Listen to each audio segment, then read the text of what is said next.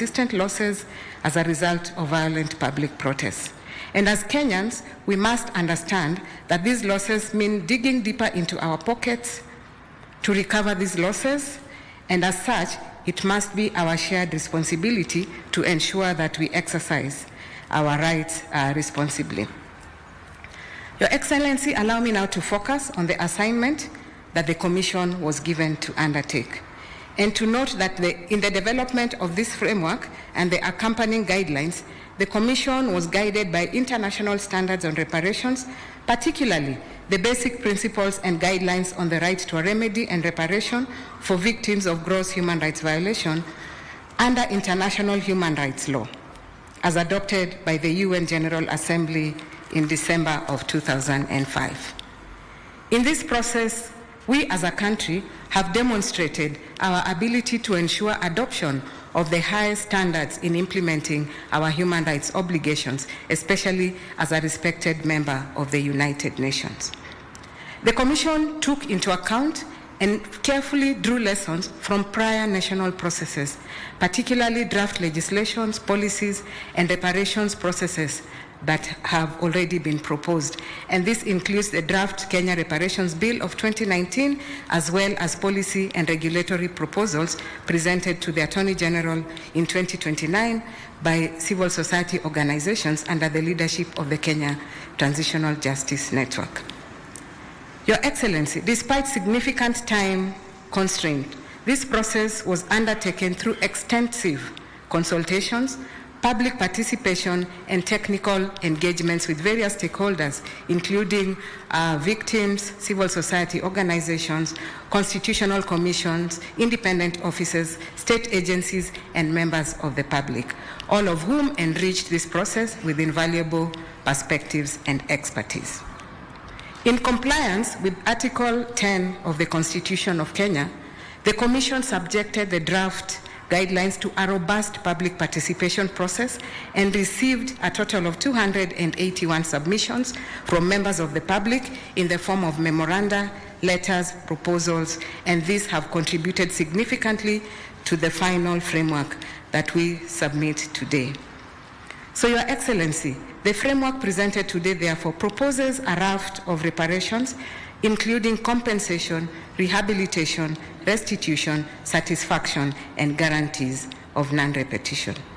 And these are standard reparative justice measures used in transitional justice and human rights contexts to address human rights suffered by victims of violations.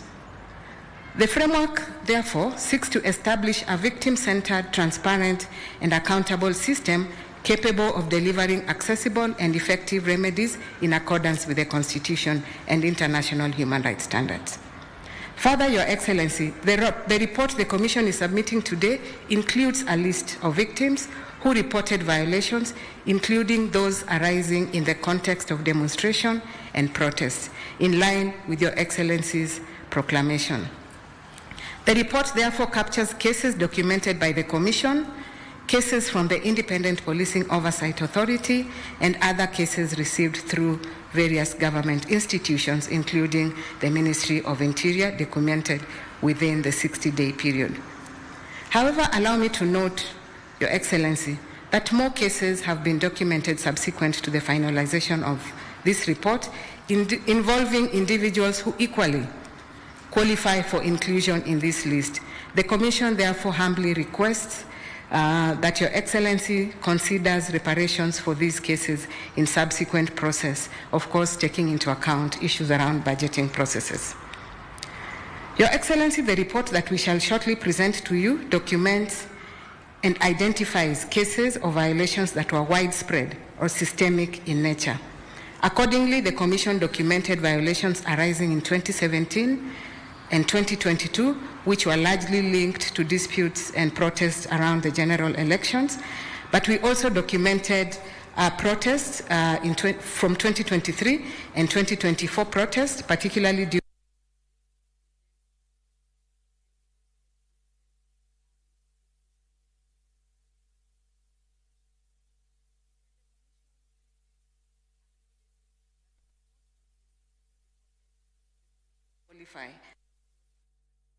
for reparations, as some were isolated criminal acts, including those committed by individual police officers and other citizens, which, Your Excellency, we believe should ideally go through the criminal justice processes.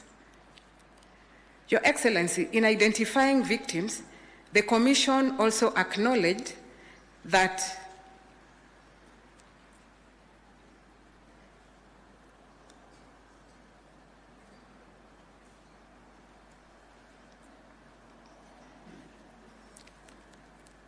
Thank you.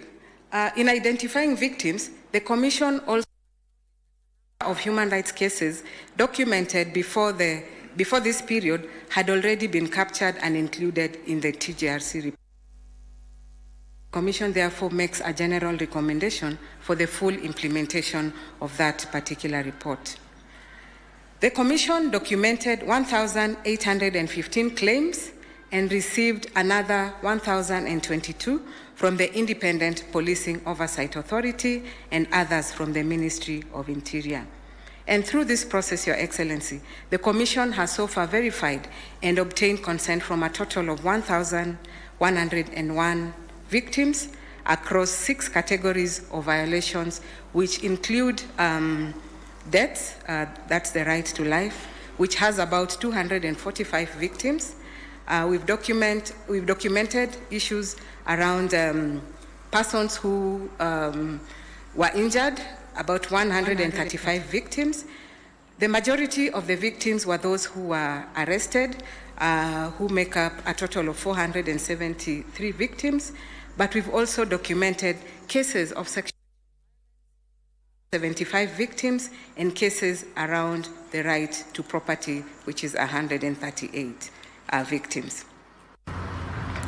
Your Excellency, while the report acknowledges and makes recommendations on various reparation components, the Commission wants to categorically state that compensation is just one of those components of reparations. And this is in acknowledgement that as a country, we sometimes have resource constraints, and the report highly recommends that priority be given to collective reparations, especially for regions and areas that have historically suffered from the effects of protests. A lot of these communities have also suffered economic marginalization, and communal reparations and social protection initiatives will go a long way in healing and reconciliation within these communities. The Commission also notes that collective reparations offers an important opportunity for healing fractured communities, rebuilding social cohesion, and restoring confidence in public institutions. Investments in community infrastructure, psychosocial support services, memorial sites, and community development initiatives can serve not only as remedies for past harms, but also as symbols of the national commitment to reconciliation and inclusive development. Your Excellency, distinguished guests, ladies and gentlemen, the Commission has made several recommendations in this report, including enactment of a reparations law, and this will require commitment from all arms of government as well as from the citizenry, and not just for its enactment, but also for its implementation. The Commission has also made a specific recommendation on the operationalizing Article 37 of the Constitution to provide a legislative framework for demonstrations, picketing, and assemblies. And allow me, Your Excellency, to say and to report that we've already put up a team to draft proposals on this particular article. And we believe that it will ensure that this exercise is exercised, this right is exercised responsibly. And Your Excellency, we hope to make very radical proposals in the proposed framework, including using technology to support the exercising of this right.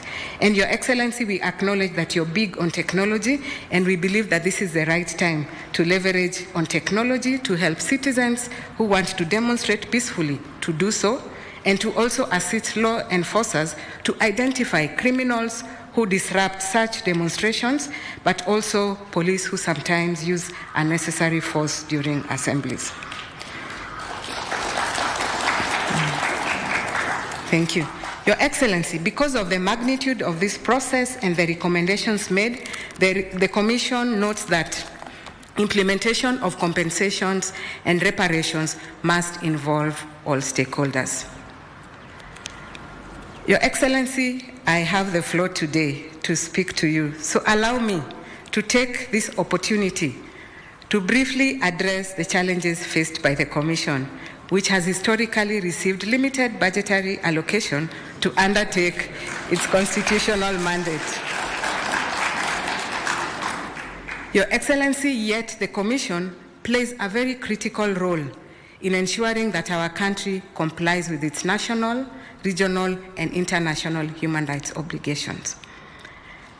Globally, both multilateral and bilateral partners increasingly require that technical support, arrangements, and agreements, including those relating to trade, health, defense, be implemented through a human rights-based approach. This means that the Commission must support government agencies in integrating human rights standards into these processes. Your Excellency, our humble appeal as a constitutional commission is for the government to allocate adequate and sustainable funding to enable the Commission to continue to effectively discharge its mandate and fulfill its constitutional obligations. The Commission has continued to put Kenya on the global map by maintaining its A status as a national human rights institution, and your support, Your Excellency, will elevate the profile of Kenya as a country that is committed to strengthening and creating strong institutions as a cornerstone for democracy. The Commission remains committed to supporting the implementation of these recommendations and to continuously monitor the enforcement of the recommendations herein and to keep Your Excellency updated on progress of the implementation. Your Excellency, allow me to once again, on behalf of the Commission, staff of the Kenya National Commission on Human Rights, and most importantly, on behalf of the victims for whose voices informed this process, to sincerely thank you for this historic initiative that will shape the future of our nation. Kenya has taken an important step towards healing historical wounds, strengthening national unity, and building a society founded on justice, human dignity, accountability, and respect for human rights. The true measure of this process will not be only in the submission of this report, but in the subsequent processes towards ensuring lives are restored, trust is rebuilt, and hope renewed among Kenyans. And our prayer today, Your Excellency, is that this initiative will stand as a lasting testament that Kenya values every life, every voice, every citizen, and that collectively we can journey towards a more just, united, and reconciled nation.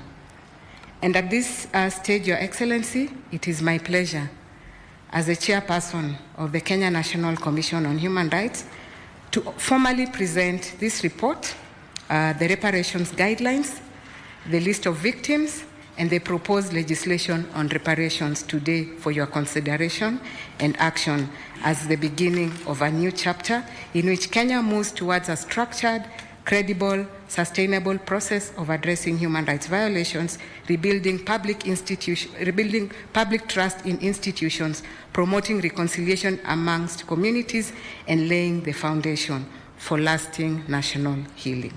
Thank you very much for this opportunity to serve the nation, and we pray that God continues to bless all of us and to bless our country, Kenya. Thank you very much. We will now invite His Excellency to receive the report. The first frame will be His Excellency to receive the report from the chair. I'll request that the rest of us remain seated. We have cameras at the back, so we'd like to get every frame. So the first frame will be His Excellency receiving the report. Makofi tafadhali.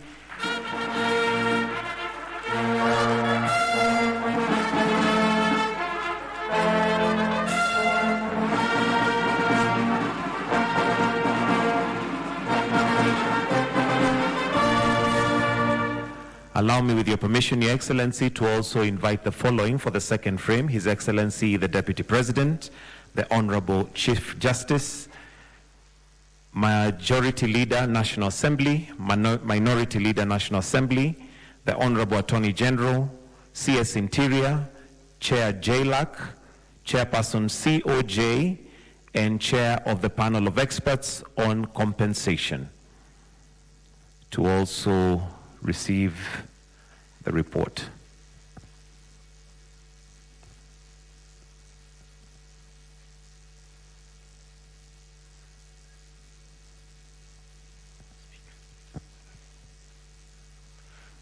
Let's also have the two speakers, Speaker of the National Assembly and Speaker of the Senate.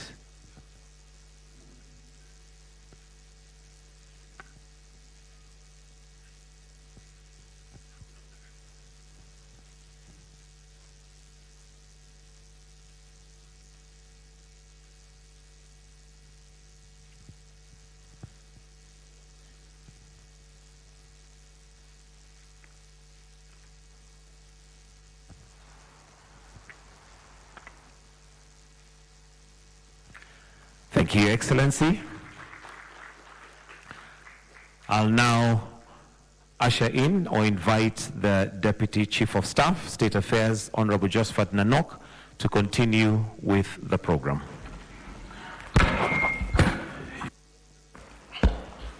Your Excellency, sir, permit me now to invite Professor Makau Mutua, the chairperson of the panel of experts on compensation, to make a few remarks.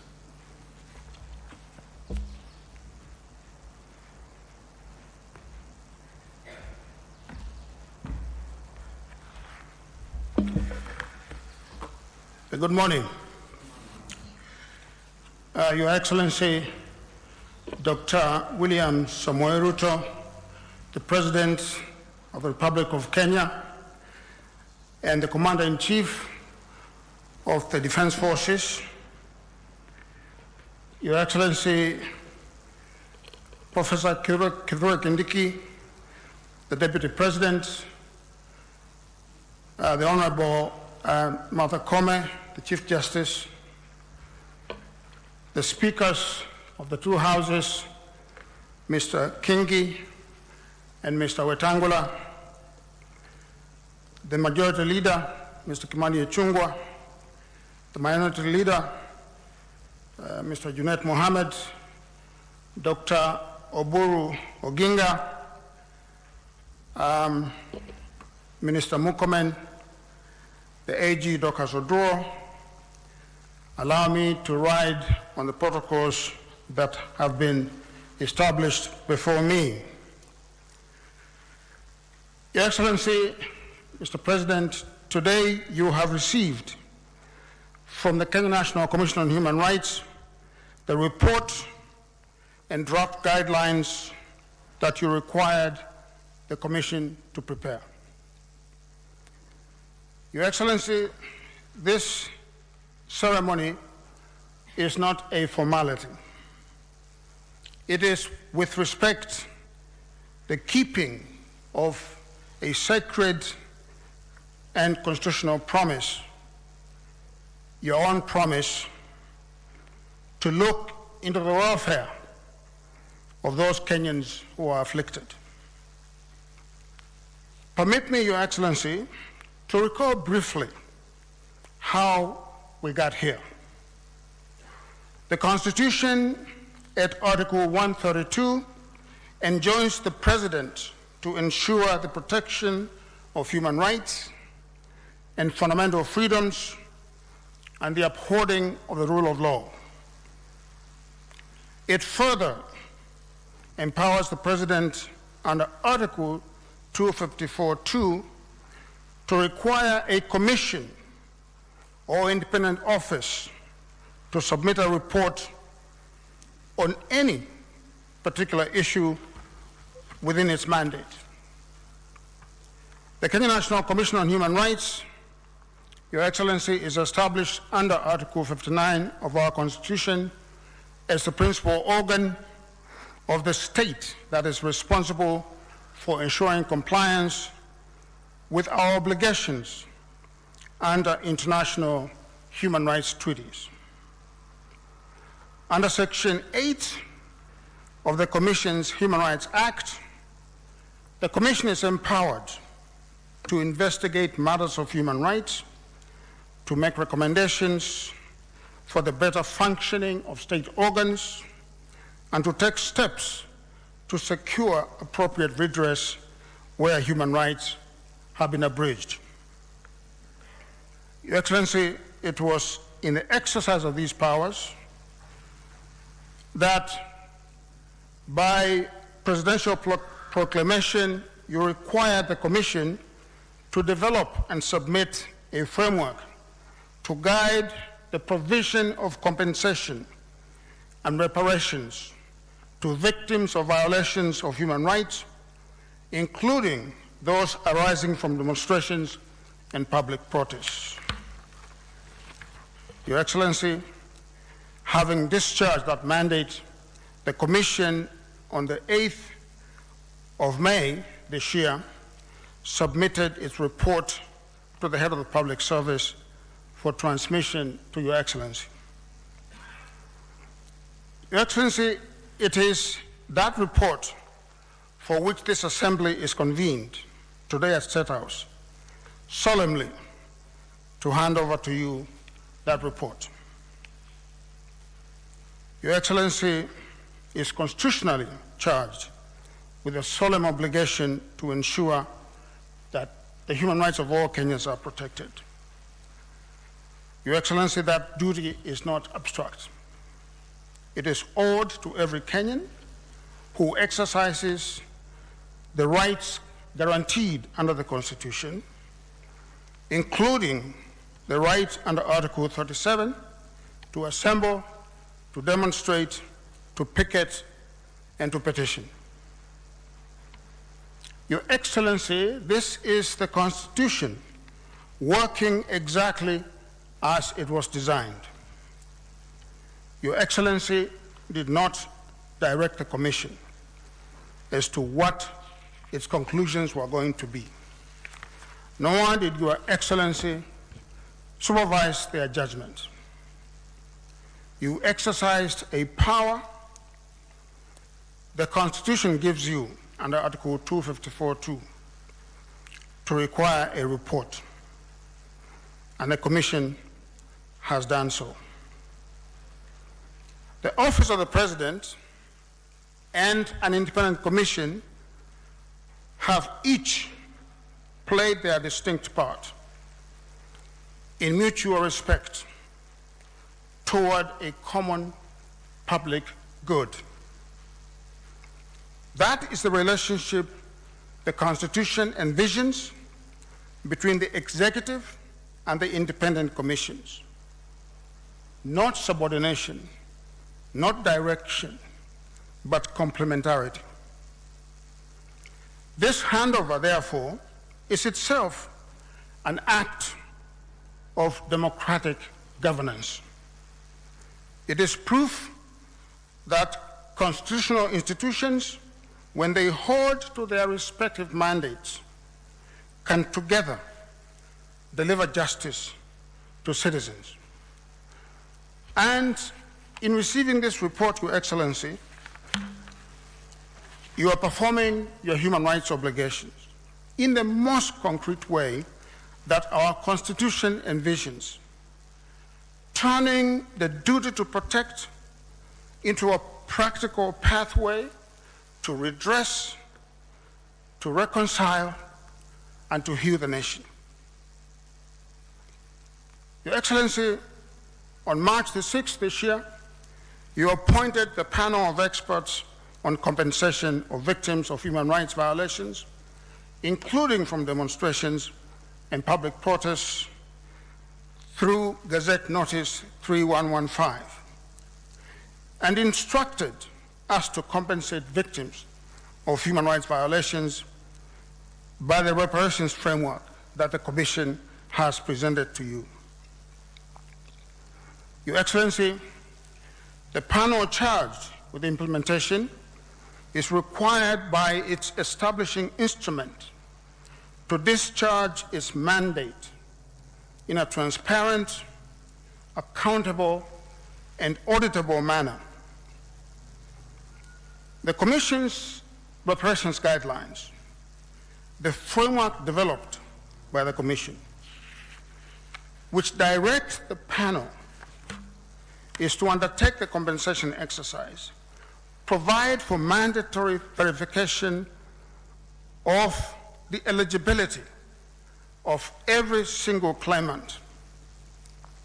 In discharge of its mandate, the panel has developed a case management system and procedures that ensure that each and every claim is verified and a determination of eligibility made before any recommendation for reparations is made. The system that we have developed, Your Excellency, stores in an easily searchable manner all the evidence relied on for each single victim. The panel's decision in relation to the medical evidence and the medical recommendation made to it by the medical professionals working with the panel. And finally, the panel's decisions on quantum. The system also logs and records the entire payment process. Your Excellency, this system is the panel's way of ensuring the integrity of the compensation process and of guaranteeing that the process can be fully audited. Under it, independent auditors will have the ability to follow up and to verify every coin that has been spent. We have, Your Excellency, created a system for the ages, if I may say so, a system that will be in use for many years to come. Your Excellency, to date, my panel has received the names of approximately 1,100 victims from the Kenya National Commission on Human Rights and a further 1,200 from the Independent Policing Oversight Authority, with some overlap between the two lists. The panel has also received over 200 names of victims from the security agencies, the National Police Service, the Prison Service, and the National Youth Service. And in addition, we have also received over 160 names of persons whose businesses were damaged and who suffered economic loss. The panel, Your Excellency, is now subjecting all of these names to verification, assisted by its AI integrated case management system, and will be in a position, Your Excellency, to begin making payments in as short a time as a week from today. To the victims and to the families who have suffered grief, loss, and injury, I say this. This report is an acknowledgement that your suffering has been seen, and that the state accepts its duty to repair. This report is one step towards national atonement. We will proceed, Your Excellency, in accordance with the law and the Constitution and the directions of the court, because justice that is delivered lawfully is justice that endures. Your Excellency, let me just say, as I conclude, that your partner in this exercise, who initially you thought of this project with, the Right Honorable Raila Odinga, is not here with us today. I know, Your Excellency, you carry his dreams and ambitions on this project in your heart. And Your Excellency, let me say that there is no better way to honor the late Honorable Raila Odinga than to repair our people than to walk the last mile of this journey, to turn a new leaf in our human rights culture. Your Excellency, previous governments have known that we have a problem with the question of the exercise of expressive rights. Lives have been lost, Your Excellency, but previous governments did not take the step that we have taken. Your Excellency, we honor you for this bold step.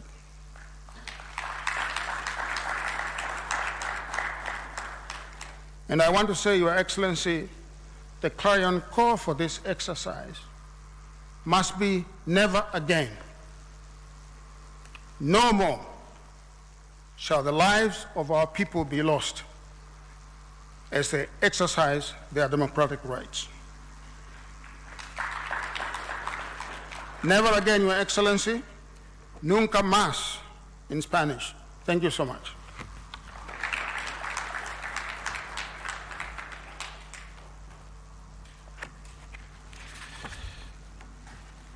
Your Excellency, allow me also to invite a few other leaders to make remarks. The Honorable Junaid Mohammed, Minority Leader of the National Assembly.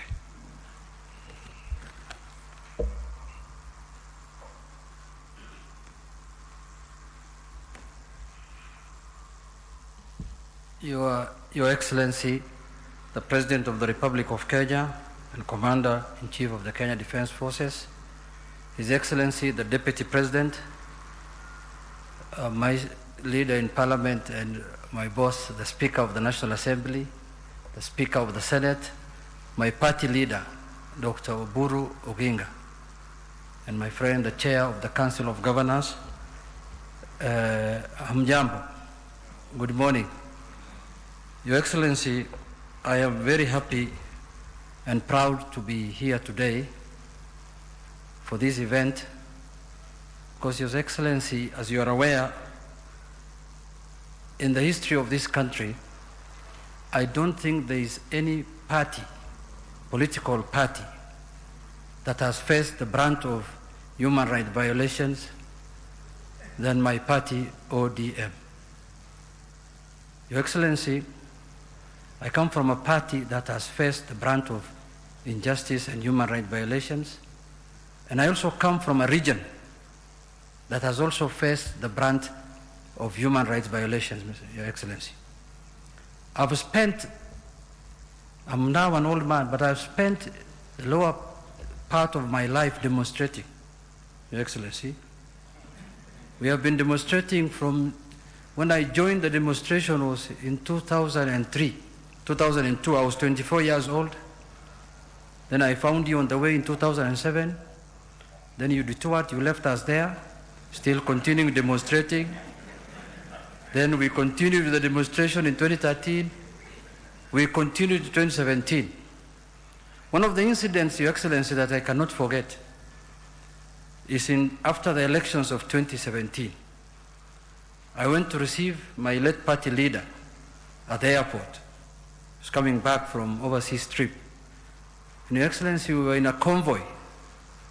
That time, even the Speaker was part of, before he detoured also, was part of that journey. So, Your Excellency, when we left the airport, and we were doing a peaceful demonstration, as we said, and we came from the airport, we came through Mombasa Road, then we joined Likoni Road. Between Likoni Road Junction and Landis Road, Lusaka Road, Your Excellency, risasi ililia. We lost 17 people there on the spot, Your Excellency. There are pictures. I remember I went with my former party leader to the city mortuary one time, Your Excellency, and those photos are there. I have them in my records. And we had 40 coffins in one day, Your Excellency, sending them to where I come from, that part of the country. So, Your Excellency, I want to thank you sincerely from the bottom of my heart, because these problems have been there in the previous governments, but no one had the courage to accept that we need to address these issues of human rights violations, other than yourself, Your Excellency. I was privy and part of discussions between you and my former party leader on this issue, Your Excellency. There was the report of the NATCO that was presented to you. There was the report of the 10-point agenda. Many people never believed that those reports will be implemented. But today we are here implementing the NATCO report and implementing the 10-point agenda. When my party leader came to see you over this matter, Your Excellency, you never hesitated. I was present, I must say. You said, this is one issue that we must address as a country, and I will be on the forefront to make sure that it is implemented. And I am sure where he is today, because I know how close this matter was to his heart. I know wherever he is, Your Excellency, he is very happy. But what pains me also politically, Your Excellency, is the people who perpetuated these evil, things are today the reformists of the country. They are the defenders of human rights. That is what pains me also. You see, people who we lost Pipendo in their hands are today the defenders of human rights in our country, and they want us to listen to them. So let's give Kenyans a break. Let's be honest with Kenyans, and let's accept our sins. I know whom we used to complain about when I was in the street. And today is the same person who's telling me, I'm reforming this country, I want to win this election and defeat this government so that I can reform this country, I'm a human rights defender, and we know each other. We have been around for some time now. That is why we look as a party this time more intelligent than we used to be. Tumesoma watu. So, Your Excellency, when this matter came up and you graciously accepted that we need to implement the 10-point agenda, many people did not believe. I know even some of the people now who are shouting to my party outside there never believed that the 10-point agenda will be implemented. They thought with the death of my party leader, that will be the end of the 10-point agenda. But today we are here. And I'm happy when this issue came up from our party, Your Excellency. You know, we have donated many experts to you as a party. My party leader identified the professor from upstate New York, Harvard trained, to spearhead this matter on our behalf as a party. And you could see the English, Your Excellency, I'm speaking, and the one you spoke. Your Excellency. So and then also, I am very happy that the Kenya National Human Rights is led by someone, Your Excellency, whom I have been demonstrating in Migori with her mother, her brother, her sister. She was working for the United Nations, but I was demonstrating with her mother in the town. So I'm happy now she knows what her mother has gone through. And I'm happy that she's the one now implementing. I am very excited about that also. So with those few remarks, Your Excellency, I want to thank you so much. We will support as Parliament any efforts that will make the next demonstrations to be peaceful, to be within the law and within the Constitution. We will support as leaders, as party, and as Parliament, Your Excellency, because I will support demonstrations peacefully, because I don't want to lose demonstrations as ODM going forward. Even in the next 50 years, I want to still keep it. But I want it now to become more peaceful, more law orderly, and more constitutional. Thank you, Your Excellency.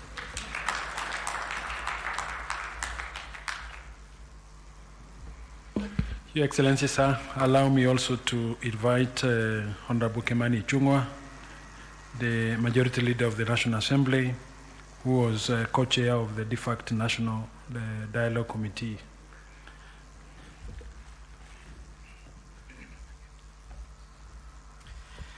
Thank you, Nonok. Your Excellency, the President, the Deputy President, the Chief Justice, the Party Leader, ODM, and observing all protocols already established.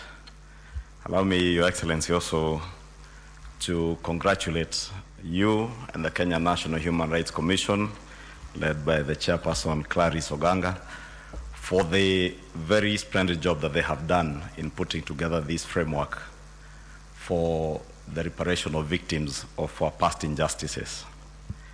Your Excellency, I remember way back in 2023, when yourself and the late former Prime Minister, Raila Odinga, appointed us, 10 of us, to lead in the deliberations through the National Dialogue Committee. This and the question of the cost of living was one of the most sticking points that we took a lot of time and listened to very many Kenyans on. And I recall, Your Excellency, when we finalized the report and we made our way to Capitol Hill to present the copy of the NADCO report to the former Prime Minister. He took not less than 10 minutes speaking on this issue. And having appreciated the work that we had gone through and the issues that were raised in the NADCO report, I remember the former Prime Minister telling us, those of us who were in that room, in his boardroom at Capitol Hill, that the call for reparation was not a call for compensation. And he said there is no amount of money that you can give to compensate human life or even the loss of property. And he told us that reparations go beyond monetary compensation. It's about restorative justice to the people who have suffered human rights violations, injury, loss of life, and loss of property. And to join my colleagues, Honorable Junet Mohamed, the Chair, Kenya National Human Rights Commission, Professor Makau Mutua, who we engaged as a former chair of this commission, I must say that today is indeed a great day for our country. And allow me, Your Excellency, to thank you and pay glowing tribute to the former Prime Minister for his commitment and dedication to see that this day comes to fruition. Because beyond the NADCO report of 2023, when again we sat on the 10-point agenda, this issue was again topical amongst the issues that the former Prime Minister raised with you. And Your Excellency, as Junet Mohamed has said and Makau Mutua have said, you are not the first president of this country to deal with this issue, but you are the leader and the president who has had the courage and determination to deal with the issue of reparation and restorative justice in our country effectively and with finality, Your Excellency. That courage we must commend you for. And I remember one of the people that we were with in NADCO Secretariat, at a point when we had a stalemate and we were asking, where would a country like ours with the economy that we have and had even that even then in 2023 get the resources to compensate victims of all past injustices? And I remember when we said we will go beyond 2023 demonstrations back to 2017, we asked ourselves, how do you even identify the victims? Where do you get the resources to compensate them? But Your Excellency, as the chair of the commission has said, and as the former Prime Minister told us, this is beyond monetary compensation. It is about restorative justice and making every Kenyan feel part and parcel of our country moving forward. Allow me, Your Excellency, to conclude by congratulating you again for your courage and confidence that this can be done within our lifetime. It took Your Excellency 2 weeks ago, again, to offer a national apology to the people of Northern Kenya for the historical injustices of marginalization, and that takes leadership and it takes courage. It has taken you again courage and the support of many of the people in this room, the Kenya National Human Rights Commission, and as I said, with immense tribute to the former Prime Minister his courage to continue fighting for justice for Kenyans many who would never know the sacrifices that he had to go through to get this to fruition today. With those few remarks, Your Excellency, thank you and congratulations to yourself and the Kenya Human Rights Commission. As Junet Mohammed has committed, I will also commit as the leader of the majority in the National Assembly that whatever legislative proposals the Kenya Human Rights Commission will bring forth to enact into law, we will support for the betterment of our country. I look forward to a country, as Junet Mohammed, who keeps telling me he is a product of demonstrations and protests, that he would never want to see a nation without demonstrations and protests. But I look forward, like he does, to having processions, protests, and demonstrations that are peaceful, where people assemble in designated places. And Your Excellency, we must learn from Arsenal fans as much as you are an Arsenal fan together with my speaker. Recently, we saw droves of thousands of young people right in the middle of our central business district.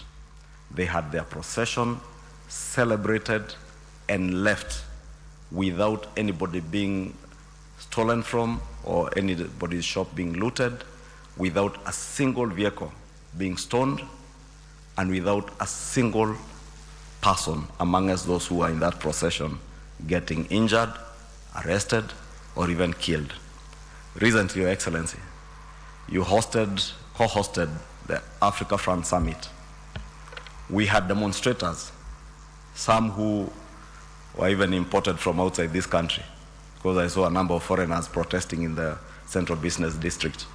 Again, peacefully, and everybody left and went back to their businesses without any injury or harm. Even those who are protesting against acts of femicide in our country, Your Excellency, we have seen the same. How I look forward in the near future to having a country where we shall have processions, protests, demonstrate, and we all allow each other to go about our businesses, even as we remember that the men and women in blue, and or rather in uniform, are also part and parcel of our national fabric and deserve respect.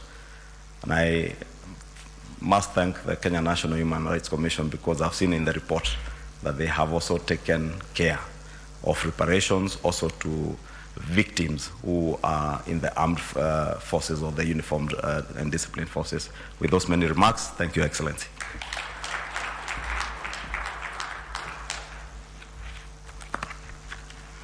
Thank you, sir.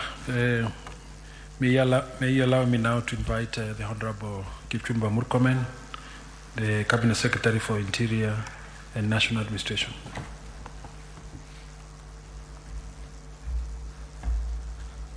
Your Excellency, the President, the Deputy President, the Speakers of both Houses, the Chief Justice, the leadership of Parliament, leadership of governors, the Chair of the Kenya National Human Rights Commission, my colleagues present, ladies and gentlemen, good morning.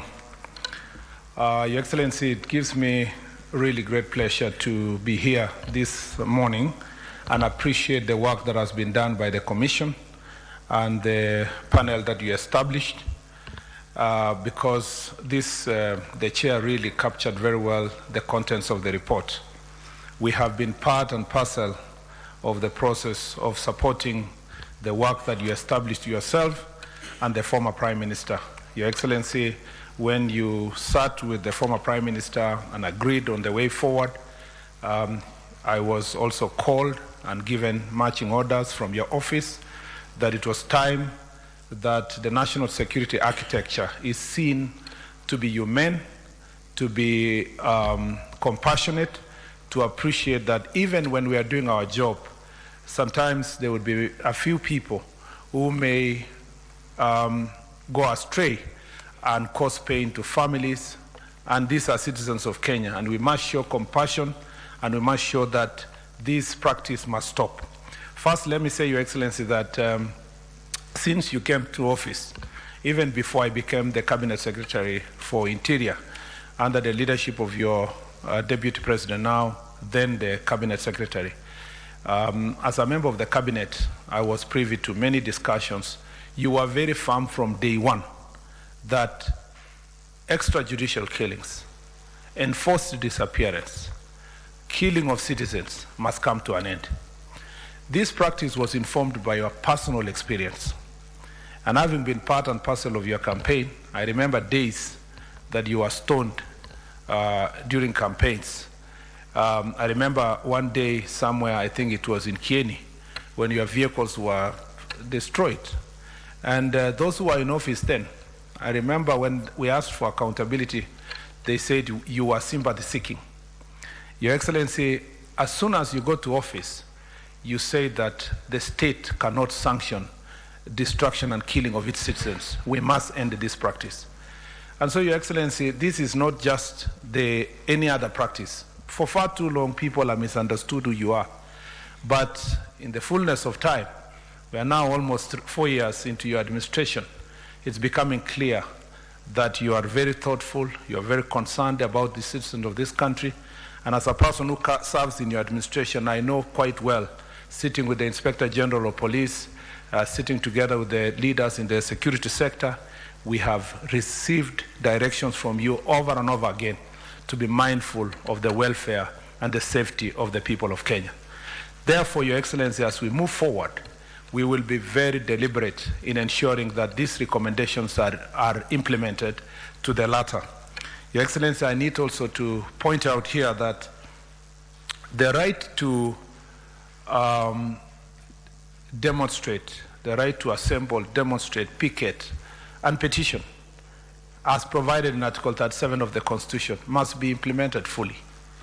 But even as we implement that right, it is important, and I appreciate the chair of the Kenya National Human Rights Commission, that we have a clear framework that enables these Kenyans to enjoy their right, and that we can separate the goons, the violent criminals from those who are enjoying this right. Your Excellency, as part of our efforts to establish Nairobi Metropolitan City, we undertook a study, a visit to the New York Department, Police Department, NYPD, and the London Metropolitan Police Department. One of the questions I asked the leadership, including the Cabinet Secretary, my colleague from Britain, was how are you able to handle this issue of demonstrations? Sometimes we see huge demonstrations happening in New York, in London. How are they able to handle them peacefully? Your Excellency, the answer was unequivocal. Both in New York, you know, New York has suffered the brunt of terrorism and all kinds of criminal activities, including gangs in Harlem and other parts of New York. They were very, very critical that they do not compromise at all the question of criminal activity. If they see even one demonstrator carrying any form of weapon, they take the severest measure against those criminals. Your Excellency, it's because these developed nations separate completely, Your Excellency, the question of exercising your right and the question of safety of their people and the safety of their nation. And you see, there can be no enjoyment of a right without the responsibility. Those who come to public to enjoy their rights, they must appreciate that they have a responsibility to protect the rights of others. If we are going to become a nation that is going to have a peaceful demonstrations, we must separate completely, both by ourselves, by our media, by political leaders. We must differentiate between gangs, goons, violent people, arsonists. They are burning courts, they are burning people's businesses. They come to the street well prepared to come and loot and terrorize people. Rapists who are coming in the name of demonstration. We must call them for who they are and separate them from peaceful Kenyans who are undertaking demonstrations.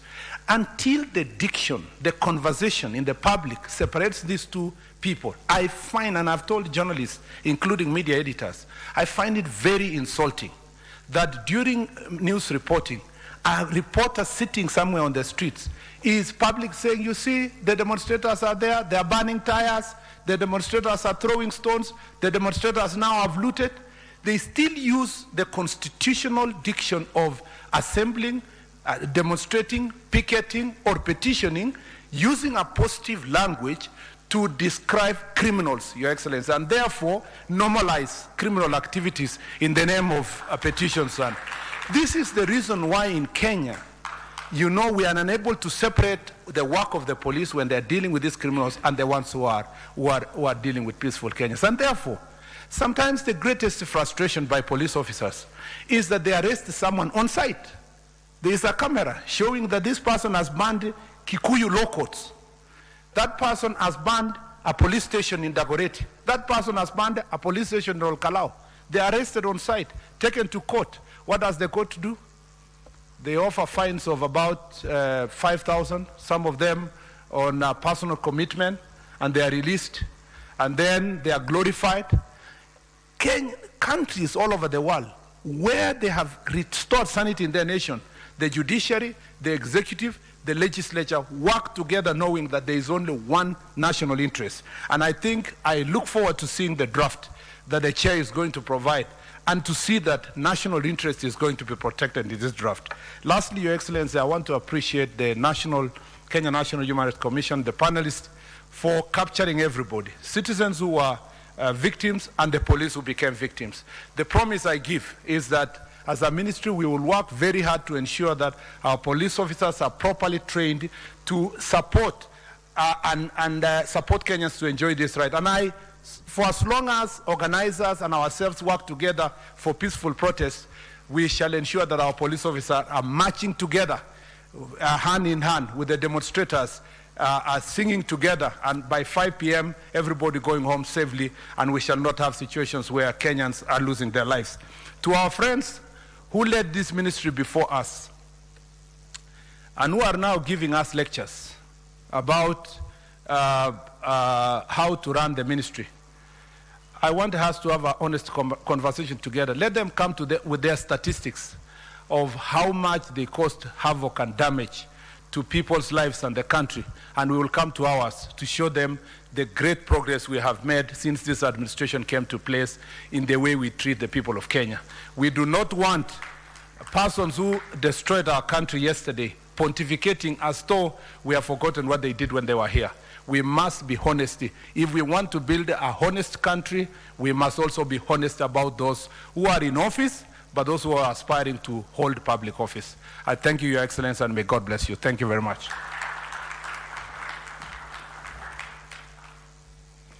Your Excellency, sir, allow me to invite the Right Honorable Amason Kingi, the Speaker of the Senate.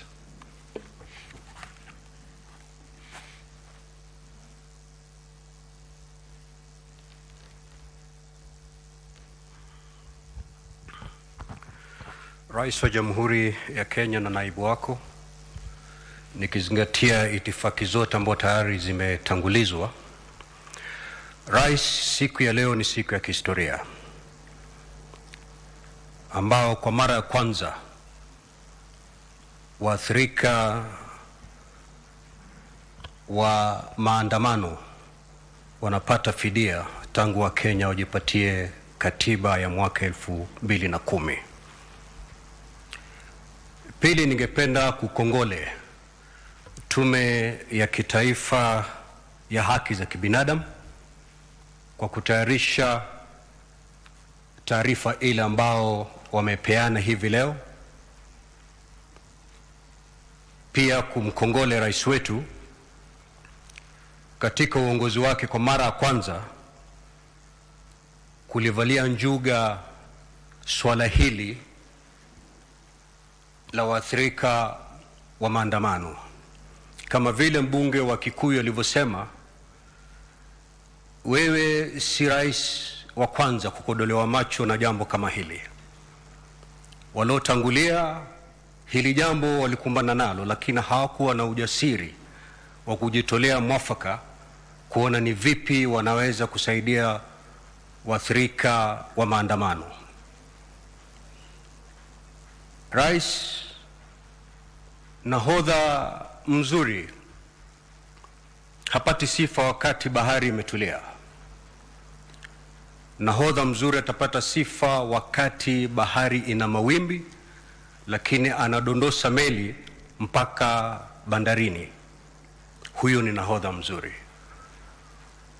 Umejitolea kimasomaso na ukomavu, kitu ambacho kilishinda waliokutangulia. Leo hii umekifanya kimefanyika. Kongole rais wetu. Nimemsikiliza vizuri sana mwenyekiti wa Tume ya Kitaifa ya Haki za Kibinadamu na wale waliotangulia kuzungumza hapa.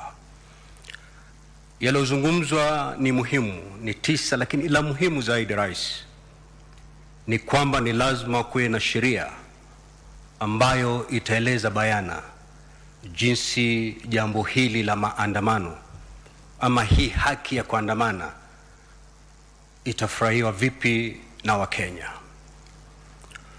Utakubaliana nami kwamba katika maandamano yote ambayo yamefanyika kuna wengi ambao walikiuka sheria na wakashikwa na polisi na wakapelekwa kotini, lakini kwa sababu hakuna sheria mwafaka, wengi sana ambao walishikwa na polisi baada ya kwisha waliachiliwa huru. Manake hakuna sheria inaweka bayana ukiukaji wa sheria wakati wa maandamano. Na jaji mkuu yuko hapa na wanasheria wako hapa. Kuna msemo wa Kilatini, a Latin maxim, rais, ambayo inasema kwamba nalum crimen sine lege, there can never be a crime without the law. Hakuwezi kuwa na kosa la jinai pasipo sheria. Ndio maana ni muhimu sana, na nataka ni mkongole tena mwenyekiti wa Tume ya Kitaifa ya Haki za Kibinadamu kwa kusema kwamba baada ya kwisha wataleta sheria ya bunge ili itumike wakati maandamano yanafanyika. Tunataka tujue hii haki hii ambayo iko ndani ya katiba, Wakenya wataifurahia vipi? Na sheria hii si kubana kufurahia kwa haki hii kwa Wakenya, bali ni kuweka bayana ni vipi haki hii inaweza kufurahiwa na Wakenya. Manake ile sheria ikibana haki hii, bila shaka ikipelekwa kotini itaharamishwa. Kwa hivyo letu kama vile viongozi wa bunge walivyosema, na kisha kwamba sheria inapokuja pale, sisi kama washikadau tutaona ni vipi ambavyo tutasaidiana kuona kwamba ile sheria imepita. La mwisho ni kumuenzi Mheshimiwa Raila Amolo Odinga kwa ukakamavu wake kudhibiti safari ambayo ilikuwa na utelezi mkubwa, lakini alisimama kidete mpaka leo hii tumesimama hapa. Mimi nataka niwapatie kisa kimoja kuonyesha kwamba Mheshimiwa Raila Odinga ikija kwa mambo ya haki za kibinadamu hayumbi. Nakumbuka rais mwaka 2009 wakati wa serikali ya nusu mkate, Mheshimiwa marehemu Saitoti na alikuwa Attorney General Amos Wako walitumwa kule Uswizi Geneva na Mheshimiwa Rais Kibaki kwenda kutetea ama kuweka bayana ripoti ya Kenya ya haki za kibinadamu. Lakini baada ya kuangalia ile ripoti ambayo ilikuwa inapelekwa Uswizi kule Geneva, Mheshimiwa Raila Odinga alikosoa ile ripoti ile na akasema kwamba haiwezi kamwe ripoti hii kufika Geneva, ati hii ndio hiyo ripoti ya Kenya. Na walivutana na Rais Kibaki na Rais Kibaki akakataa kubadilisha ile ripoti. Mheshimiwa Raila kwa sababu ya msimamo wake thabiti wa mambo ya haki za kibinadamu aliniita mimi na Mheshimiwa Orengo na akakata tikiti akatuingiza kwa ndege twende Uswizi, na akasema kwamba wakati Saitoti akisimama ukumbini wakati Kenya napeana ripoti yake, msimame mpeane ripoti yetu pia. Rais, tuliabiri ndege kwenda Uswizi, mimi na Mheshimiwa Orengo. Mimi sikuwa na visa, lakini nikaambiwa wewe panda ndege, ukishuka utapata visa kule Uswizi, na nikapata visa wakati nilipoingia Uswizi. Na tulijadiliana usiku mzima rais na kina Saitoti, na tukawaambia sisi aidha mubadilishe, museme ukweli kuhusu ripoti ya haki za binadamu ya Kenya, au sivyo kesho kule ukumbini Kenya itapeana ripoti mbili.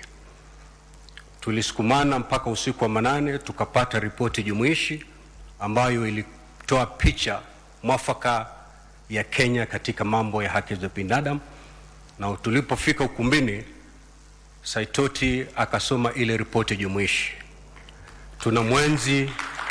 Tunamwenzi sana mzee Raila, na siku hii ingekuwa ni furaha kwake, lakini na hakika pale alipolala sasa anaangalia kwa furaha kubwa kwamba leo hii ama siku hii imefika katika safari hii ya Kenya. Asanteni na Mwenyezi Mungu atubariki sote.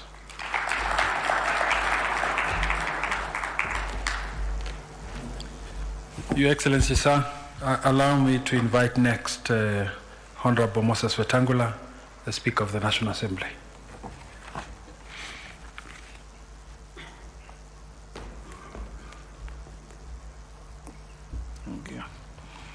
Your Excellency, our President, Your Excellency, the Deputy President, I will follow the protocols as established. Your Excellency, today, like everybody has said, is a day like no other in the history of our country. We are here for a historic moment, and if I were in court, I would have told the judge, after listening to Clarice, that, my Lord, she has said everything, I have nothing more useful to add. Because of the clarity, detail of her presentation. My distinguished friend, Professor Makau, you complimented what Clarice said very well. Your Excellency, the Holy Book, the Bible, says the beginning of healing lies in the acknowledgement of wrongdoing. And once you acknowledge that a wrong has been done, and adequate compensation or reparations or whatever we call it is done, society heals. The Bible also tells us the magic word in human relations is the simple word sorry, that makes people appreciate that they have been wronged, and whoever wronged them acknowledges that wrong. This country, as we have been told, has gone through some very perilous moments. But we come here today guided by your patriotic feeling, guided by our collective duty that we must heal our country. Your Excellency, at the beginning of this month, we were in Wajir, and I was really moved when I saw the governor of Wajir in the middle of his speech shedding tears. And I was very sure they were not crocodile tears. And he said he never believed that this could happen in northern Kenya in his lifetime. And it followed by your public apology to the people of northern Kenya. That apology alone in human relations is the greatest healer. That a wrong was done and a wrong is acknowledged. Today, as we celebrate this milestone in our constitutional and legal history, I'm also one of the victims of violence at some point in my political journey. The story of Junet on how we welcomed Raila Odinga in the famous mantra of Baba while you are away. We were chased by the police, brutalized along the way, and when we reached Uhuru Park along El Selassie Avenue, a bullet went through my car. On another occasion, we went to University Way, Junet, you remember, to demonstrate against what we thought was and believed was a non-responsive IBC. And as we were being disbursed, some excited policeman lobbed a tear gas canister into a vehicle in which Raila and I were. Raila was significantly older than me, and he had serious difficulties breathing. I thought he would lose his life. Luckily, we had some water in the car, and I administered some first aid on him for us to escape. I like what Clarice said, that at the end of the day, is not paying some money to victims. At the end of the day, is ensuring that we don't walk this dangerous journey again. And this will lie in clear legal framework. I want to encourage that as we move forward, those of you responsible for formulating draft laws, Interior, AG, and others, focus on, one, the need for education to our children right from primary on what human rights mean, how you enjoy them, your responsibility to others as you enjoy them, to have an orderly society. Two, those of us who have been in responsible positions of government, Your Excellency, if you go to New York for UN meetings, from morning to evening, there are groups of demonstrators and picketers across the avenue. There is no police attacking them. There are no objects being hurled at people. There are no obscenities being hurled at people. And they make their point, and in the evening they go away. You go to the House of Commons, across the road, you are told, come and demonstrate for 1 hour, you finish, you make your point, the others waiting to do the same. Because the act of demonstration is to make your point known, not to disrupt life. So we want to encourage that a law should be, in fact, laws, as Clarice proposed, and when they come to Parliament, we'll give them the opportunity and the time required so that everybody knows what you are expected to do in a situation of demonstrations. Otherwise, Your Excellency, when we have a free-for-all, a demonstrator leaves his house carrying a machete, carrying a missile, carrying all manner of crude weapons. That is not a demonstrator. I allowed this day, and I encourage my sister, the Chief Justice, and all other law enforcement agencies to rise to the occasion and realize that this country can be kept in order and our people can enjoy their rights if we all play our responsible duties well. Thank you.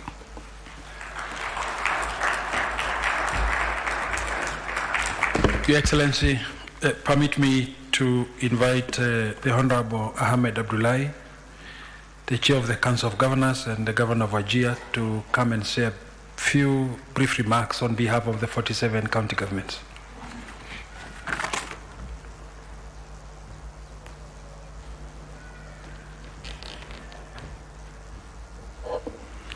Your Excellency, the President of the Republic of Kenya, Dr. William Samoei Ruto, Excellency, the Deputy President, riding on established protocols. Your Excellency, I think I'll borrow from what the Speaker of the National Assembly just said, that there is nothing to add. Your Excellency,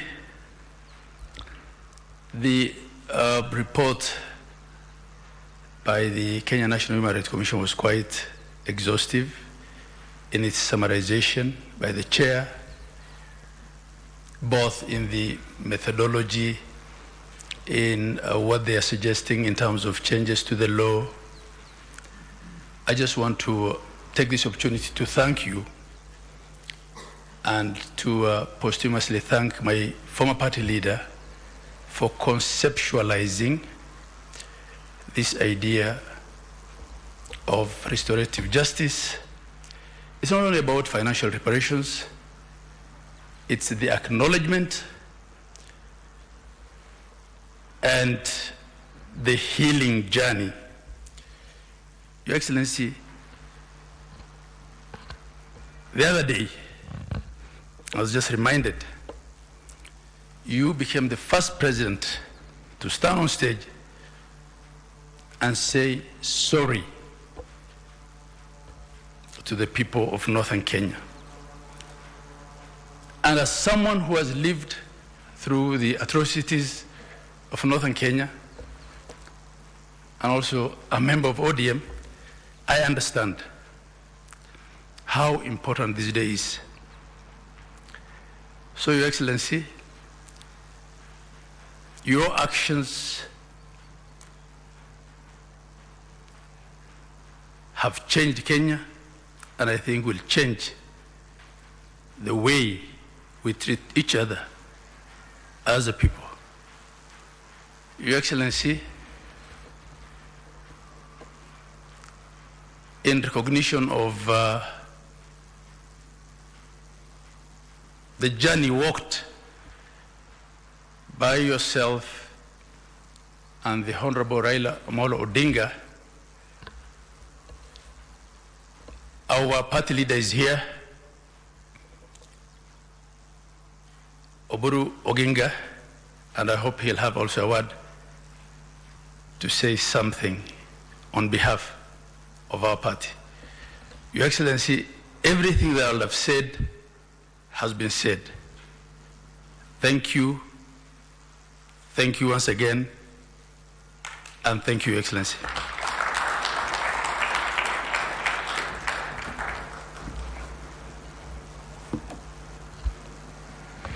Your Excellency, sir, permit me now to call on stage Her Ladyship, the Chief Justice, Lady Justice Martha Koome.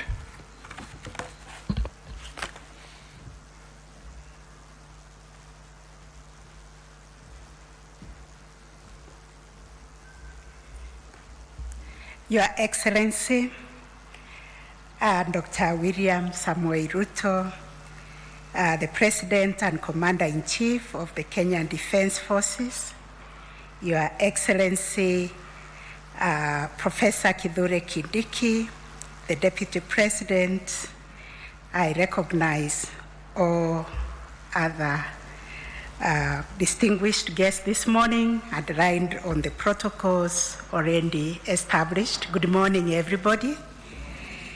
It is indeed an honor for me to join you today for the presentation of the Kenya National Commission on Human Rights report on the framework for the compensation and reparation for human rights violations. I stand here on behalf of the judiciary and also the National Council on the Administration of Justice. I see the members of the council here, led by our Attorney General. All the members of NCJ, please be upstanding because we have been carrying this agenda. Thank you very much. We've been carrying this agenda, Your Excellency, on the compensation and reparation on the operationalization on the fund for victims compensation. We've also been carrying the agenda on how can we manage the rights provided under Article 37 so that this Constitution of Kenya that has provided us broad provisions on protection of human rights and freedoms of expression does not endanger the lives of our people. So we've been thinking of how we can operationalize Article 37 with a statute, rules of procedure, and even SOPs. And today we are happy that those two very burdensome agendas have been taken from NCJ, but we will work with the Kenya Human Rights Commission, and we will work with the body led by my brother, Professor Makau, to see to it that we protect and we promote the human rights of Kenyans. So, Your Excellency, today's event comes at a particularly important moment in our constitutional journey where we are actually implementing the rights that are guaranteed to our people. And it invites us to reflect on not only the protection of human rights, but also on the equally important question of what happens when those rights are violated. And I agree with all the speakers who have spoken that when you go out to exercise your constitutional rights, your life cannot be endangered. And because at NCAJ, we are duty bearers, all of us, and we've been interrogating this subject, Your Excellency, and we've been able to establish that we have peaceful demonstrations in this country that we can draw experiences from. I'm not a football fan, so I don't know about Arsenal, but I know doctors demonstrate and they do so peacefully. I know teachers demonstrate and they do so peacefully. Even lawyers. In fact, I was whispering to Honorable Junet, he started in 2000. I started demonstrations in 1989 when we were demonstrating for the repeal of Section 2A of our Constitution. So the Constitution that we are building and breathing life to today is a charter that was fought with the blood, that was fought with the demonstrations, and therefore today is a big celebration that our Constitution is truly transformative, and it is recognizing the rights of those who have given their lives to it. The Bill of Rights, Your Excellency, affirms that every person is entitled to the full enjoyment of fundamental rights and freedoms. It also places a corresponding obligation to all state organs and public institutions to respect, protect, and fulfill those rights.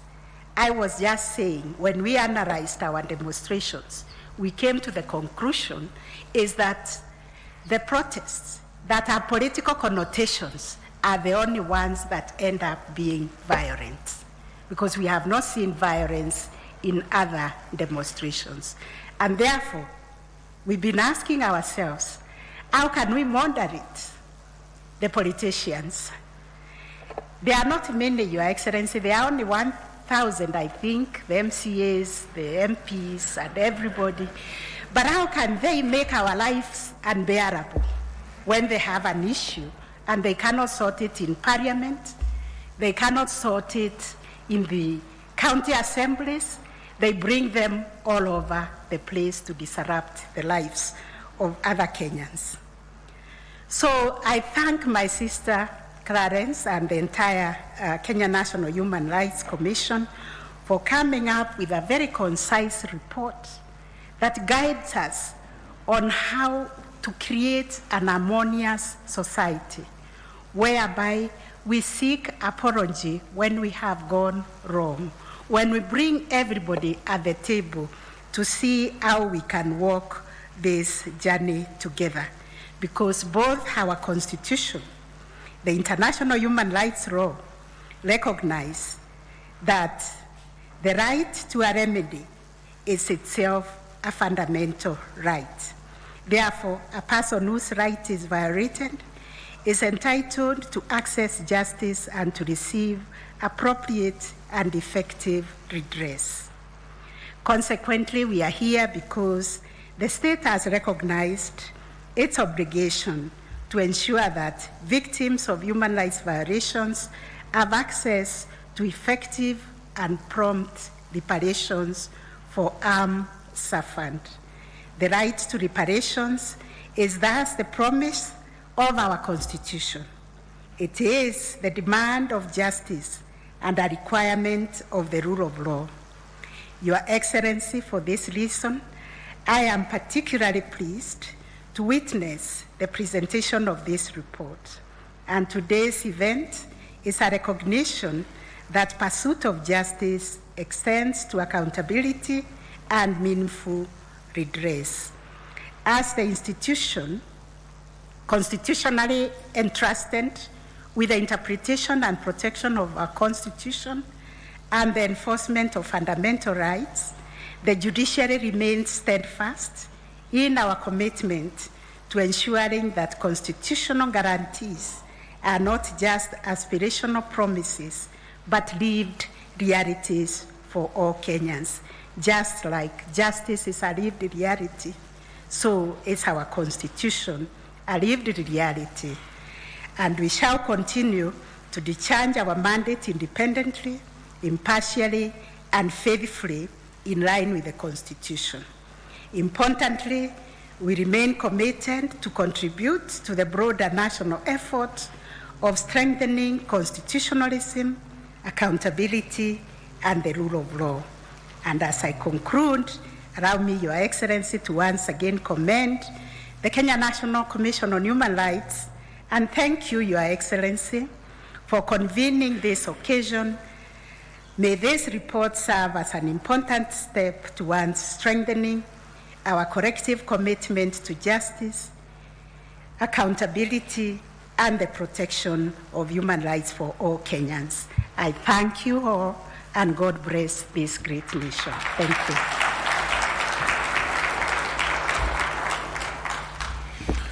Your Excellency, sir, allow me now to invite the party leader of ODM, Senator Dr. Oburu Odinga, to make his remarks.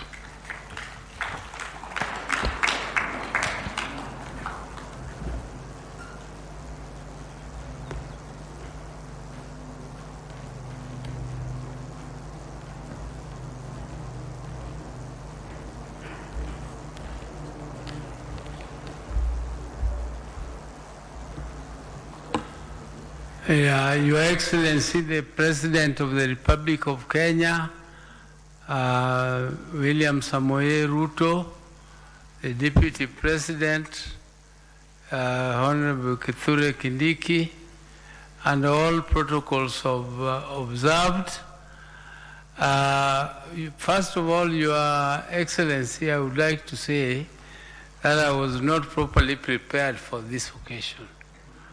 This is because I don't know why I was not properly invited to the occasion, but I don't want to complain. I think it is because my brother is not there. If he was there, I'm very sure he would have been the first to be invited to this occasion, because he held the human rights very dearly to his heart, and he fought for it. He fought for it. The most half of his life was dedicated to fighting for human rights and liberation of our country. And I am from a family of Jaramogi Oginga Odinga, the first Vice President of Kenya, who also fought for the independence of this country and kept on, though he became vice president, but only for a very short stint. He enjoyed that, but he then went into the opposition. I came from abroad and found him already deeply in the opposition. And from that time, that was in the late, in the early 70s, from 1970. I've lived the life of demonstration. Junet says he started in 2002. We started from 1970. So the struggle has been long. It has taken very many years for Kenyans to change constitution, and now we have a new constitution, which is a very, very progressive constitution. It is the most progressive constitution, I think, in the Eastern and Western Africa. And this constitution gives provision, specific provision for human rights. And I'm very, very happy that the President, His Excellency, the President and my brother were working very closely on the issues of human rights. When we joined the President in this broad-based arrangement, one of the issues which was of concern to my brother was the issue of human rights. In our 10-point agenda, human rights takes precedence over all the other issues which we put forward. And I'm very happy, Your Excellency, that today at least this matter is being, at least we have started to conclude this very, very dear issue of human rights.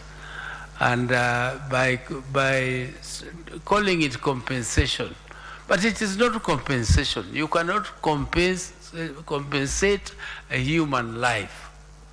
Human life cannot be compensated, but what we are compensating, what we are doing is saying sorry to the families who lost their loved ones by giving them a token so that they can feel recognized that at least they contributed to the progress we are enjoying today.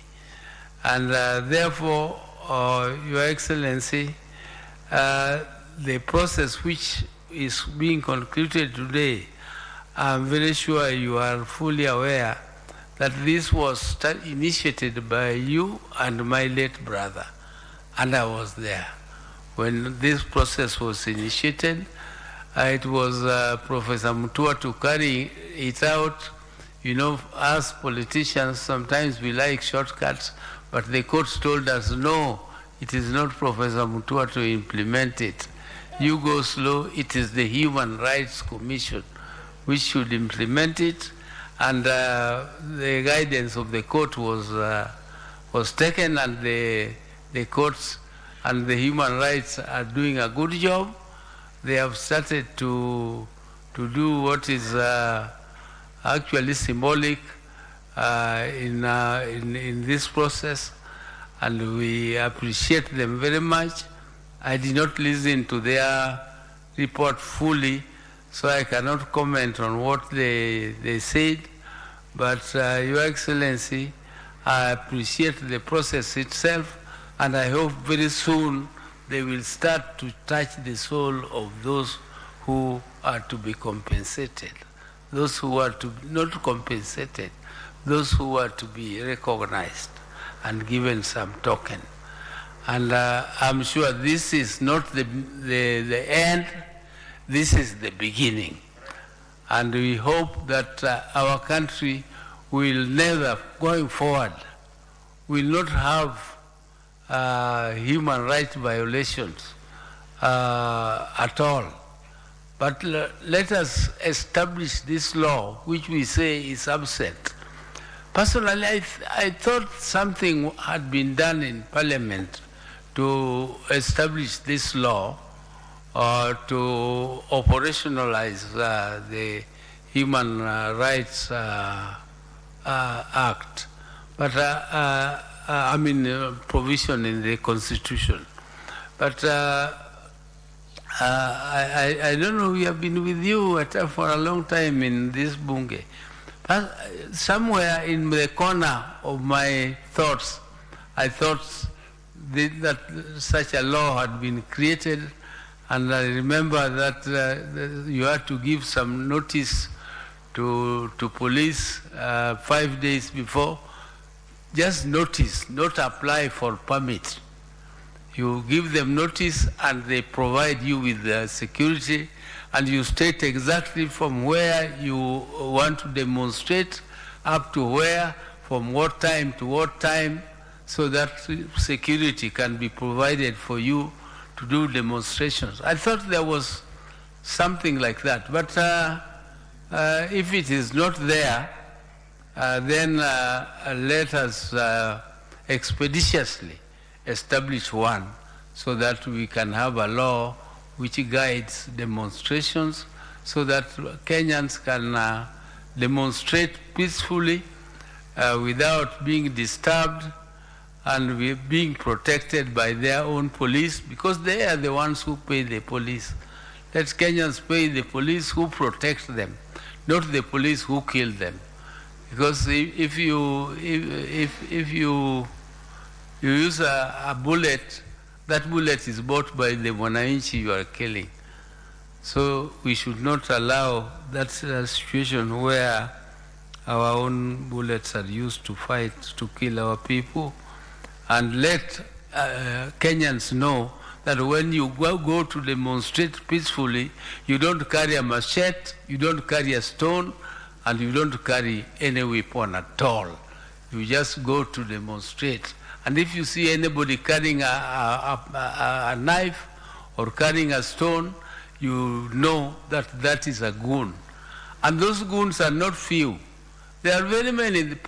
Almost every politician is nowadays recruiting a goon to go and disrupt functions. I think that's the nature of goonism, where you have goons who are for hire by everybody. They are hired by both sides. This one hires them today, tomorrow you go and hire them and you pay them and they come, and that's nature of goonism. We as leaders should take care. We must make sure that that culture is stopped completely from our country. This culture of goonism must go. Let us let our wananchi who are aggrieved go to the streets, demonstrate, and follow the law, but not carry any weapons. Thank you very much, Your Excellency.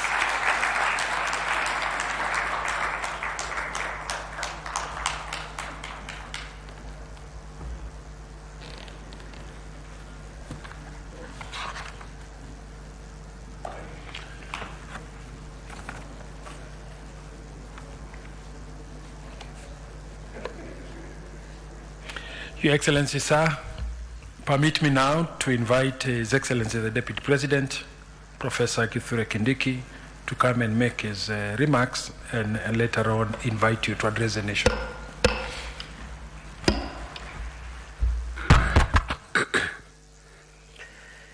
Your Excellency William Ruto, President of the Republic and Commander-in-Chief of the Defense Forces, all protocols observed. Today is one of my proudest moments since I left law school nearly 30 years ago. Your Excellency, we are gathered here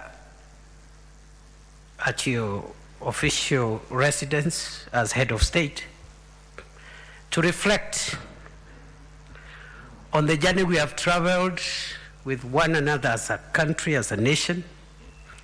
And I think, Mr. President, because my speech will not be more than 3 minutes, allow me to just make a small contribution of what I make of this gathering and the subject matter.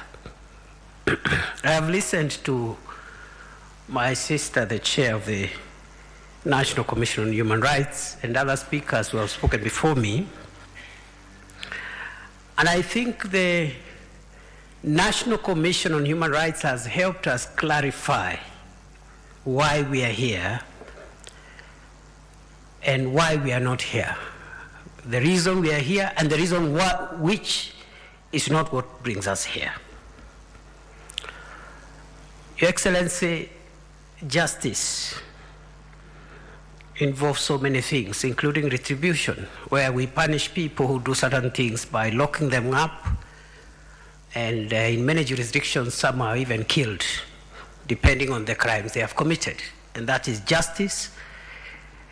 It is retributive justice. It is retribution. But there is also another facet of justice, which is restorative, where you restore relationships between the offender and the victim of offenses. It is my humble submission, Your Excellency, we are gathered here this morning to advance the agenda of our country more in the area of restorative justice and repairing relationships among ourselves. That's why we are here. Nothing prevents the criminal law justice system to continue with what it has been doing. All what you are saying is that there is another facet of justice that has stalled and has never been operationalized. Restorative justice, and it is more powerful sometimes and has greater effects and a bigger return on investment than retribution. Your Excellency, therefore, today we are not talking compensation. We are talking reparation, because we cannot compensate death. I mean, it's unimaginable. But we are also looking at ourselves and saying, we have hurt one another. Law enforcement agencies, ourselves as citizens, across board. But we are also saying we have realized there are gaps in our legal system which we must fill, because Article 37 is very wide. The right to assemble, the right to demonstrate, the right to picket, the right to petition authorities. We are just concentrating on the demonstration part. There is the right to assemble without demonstrating. But there is also the right to picket and the right to petition. So this is the problematic part. The most problematic part on this right on Article 37 has been the demonstration part, and has been already articulated by the Chief Justice, my leader, Justice Comey. Even in that 1 out of 4, the demonstration part of that right, because the right is in 4 parts, we have had numerous cases of exemplary and successful demonstrations, peaceful and constitutional, by various people, professionals, trade unions, and all manner of people advancing certain causes. The challenge in that demonstration right has been political demonstration. That is where the problem is. So let us not generalize that provision or generalize even the whole activity of demonstration. But we're also saying, Your Excellency, we must settle accounts. We must reconcile with one another. We must repair. And that's why some form of reparations are taken here, are sorry here. And this is a very complex space we have ventured into, the space of transitional justice. very complex, and many countries do not want to address this issue. Many democracies today who have been independent for over 200 years have still pending issues around restorative justice. So we have started a journey. I want to agree with those who have advanced that position. It's going to take centuries, but there is always a starting point, and I'm very proud, Your Excellency, to be your deputy at a time when you are the President of Kenya, who has faced this issue head on. Excellency, two last quick things. One is to say that that legal thing, that legal discussion must balance crime and punishment, even as we talk about reparation. I say so because I know Speaker Kingi talked about the principle of nulla criminal sine lege, which is there is no crime without law. But likewise, there is nulla poena sine lege, that there is no punishment without law. And the two must be proportionate. The crime, the gravity, and the gravity of punishment must be balanced if we have to resolve and get the deterrence that we require. Finally, Your Excellency, the President, I look forward to a day where in this country, a political leader of whatever stature, character, and opinion will organize what in their view is a legitimate demonstration, make sure that they control their supporters and hold both their supporters and the leaders hold each other accountable for the process, and then be assisted by the police to carry out the demonstrations and say what they don't like and go home in the evening. That is the dream of this country. The millions of Kenyans who have nothing to do with politics. In fact, the Chief Justice has I know she has understated our numbers. We are not 1,000. We are 1,800 or thereabout. But the consequence is the same. 2,000 people cannot frustrate 55 million Kenyans who do not earn their living from politics like us. And we must be called to order, and we must make sure that we don't make this country dangerous for the 55 million Kenyans that do not earn a living from politics. With those many remarks, Your Excellency, colleagues, allow me to request that we stand as we welcome the head of state, President William Ruto, to come and address us, and please a round of applause for His Excellency, the President.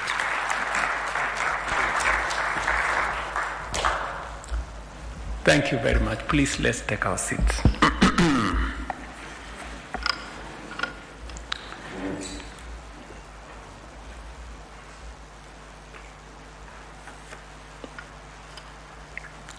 Distinguished guests, Excellencies, ladies and gentlemen, this is historic as it is consequential. This is a very significant moment, and a solemn one at that. It is solemn because today we seek to make amends for harms that have never been truly repaid. No compensation can restore a life lost. No reparation can fully erase the pain of a parent who buried a child, a spouse who lost a partner, or a family forever changed by tragedy. It is also solemn because I wish that our late brother, the statesman Raila Odinga, was here with us today. But I want to thank his brother, now party leader of ODM, Dr. Oburu Oginga, for making it to this function. And party leader, I want to apologize for the late notification for this meeting. Although you have spoken and made a statement that is more profound than those who prepared to come for this meeting.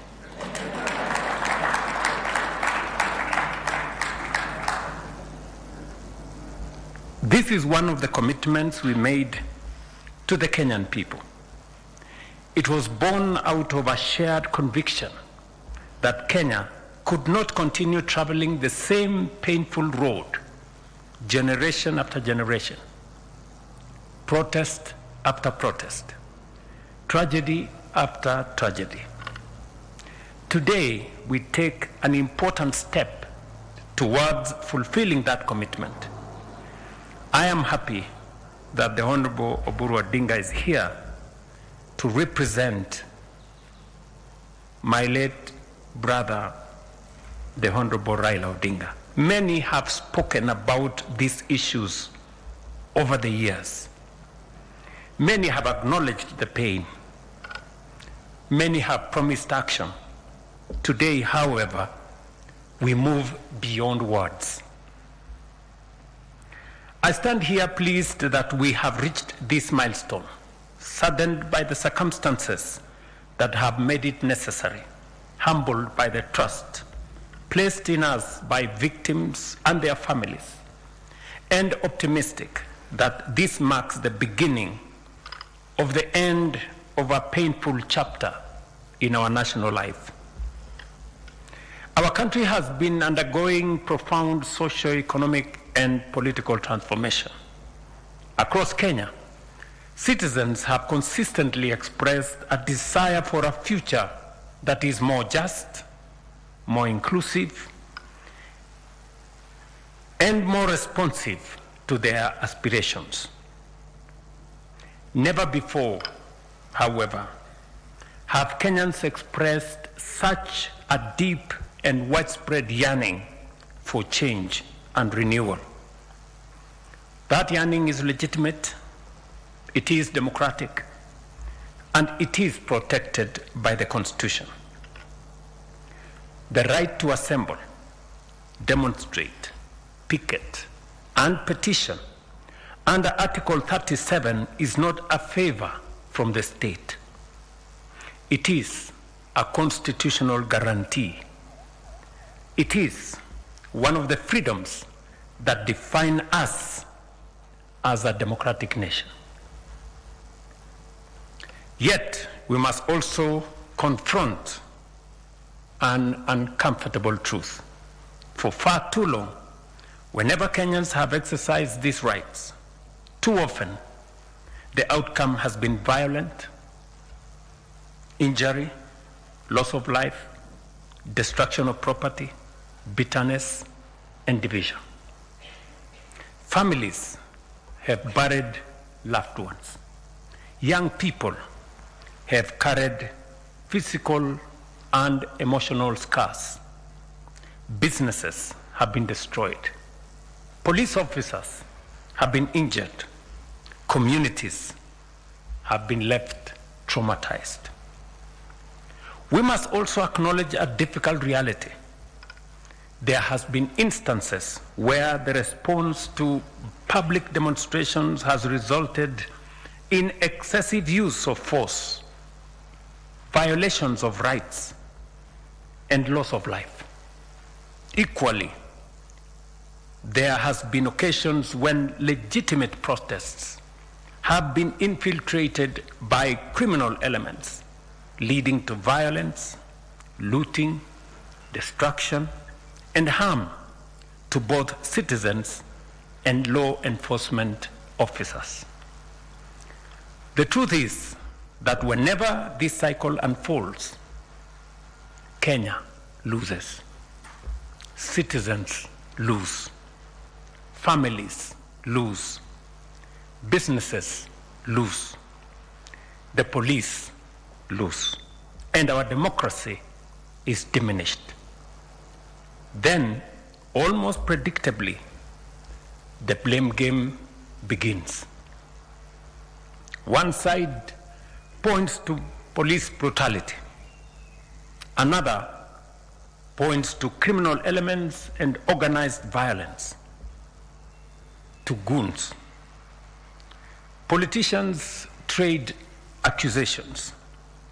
Television studios fill with rage and outrage. The nation mourns, and then we move on, only to repeat the cycle again. Perhaps what is most painful is how easily the suffering of victims is sometimes reduced to political slogans. It is easy to exploit public grief for political gain. It is easy to seek headlines, applause, and partisan advantage. What is much harder is to sit with the families who have lost loved ones, to listen to those carrying physical and emotional wounds years after the cameras have left, to comfort those whose businesses were destroyed, whose livelihoods disappeared, and whose futures were altered forever.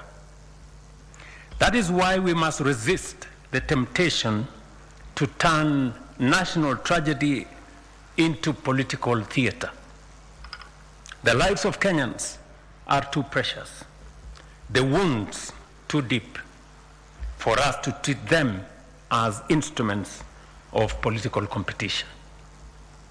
For decades, successive political generations have condemned these tragedies without fundamentally resolving them.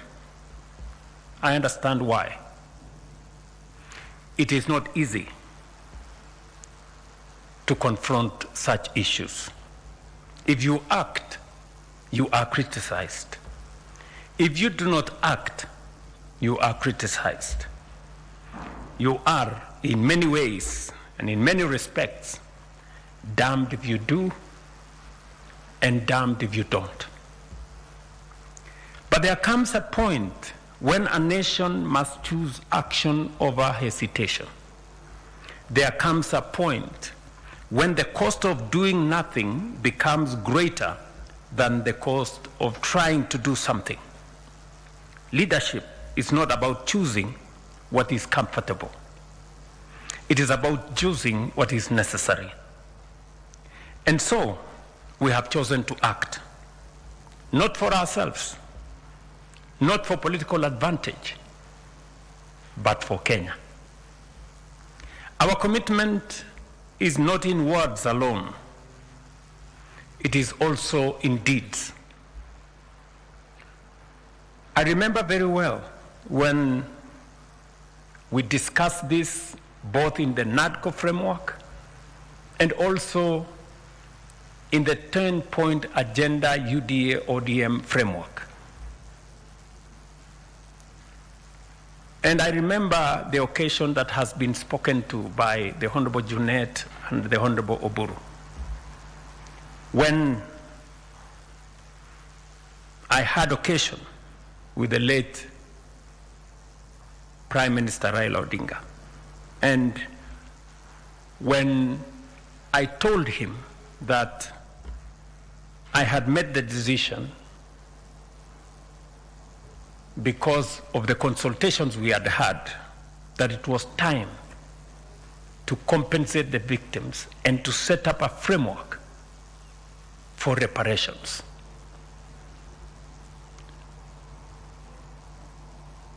And he encouraged me and he told me, Mr. President, this is the right thing to do. And let's do it now. I remember also that subsequently, when I issued the proclamation, Professor Makau here, who rarely asks for my time, asked for an opportunity to see me. And he came, and we sat down, I think somewhere in here, and he told me, Mr. President, I never knew that you would agree to do this. Because in many respects, it amounts to admission by you and government. And so I told him, we have buried our heads in the sand for far too long. And it's time for us as a nation, and for me as the leader of the nation, to stand up, own up, and do something about it.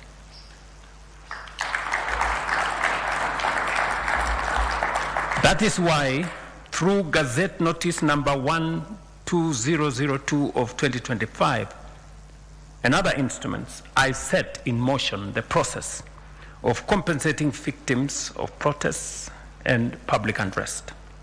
As part of that process, I appointed a distinguished panel chaired by Professor Makau Mutua, honoring a commitment that I had made together with my friend, the late former Prime Minister Raila Odinga, that we would not merely speak about this issue, but walk the journey to its conclusion. I tasked the panel with helping us confront a challenge that Kenya had carried for far too long, and with developing a framework that would place victims, justice, accountability, and national reconciliation at its center. Subsequently, the court directed that the framework be developed by the Kenya National Commission on Human Rights. And that is why today we gather to launch the fruit of that work. And as was said earlier, I subsequently issued Presidential Proclamation number 1 of 2026 in accordance with Article 2542 of the Constitution, charging the Kenya National Human Commission on Human Rights with the responsibility of developing and submitting a framework to guide the provision of compensation for victims of human rights violations, including those arising from public protests. The proclamation was subsequently published as Kenya Gazette number 3114. I wish to commend the Kenya National Commission on Human Rights for their dedication, wisdom, and patriotism in delivering this framework for compensation and reparations to victims of human rights violations during protests and picketing.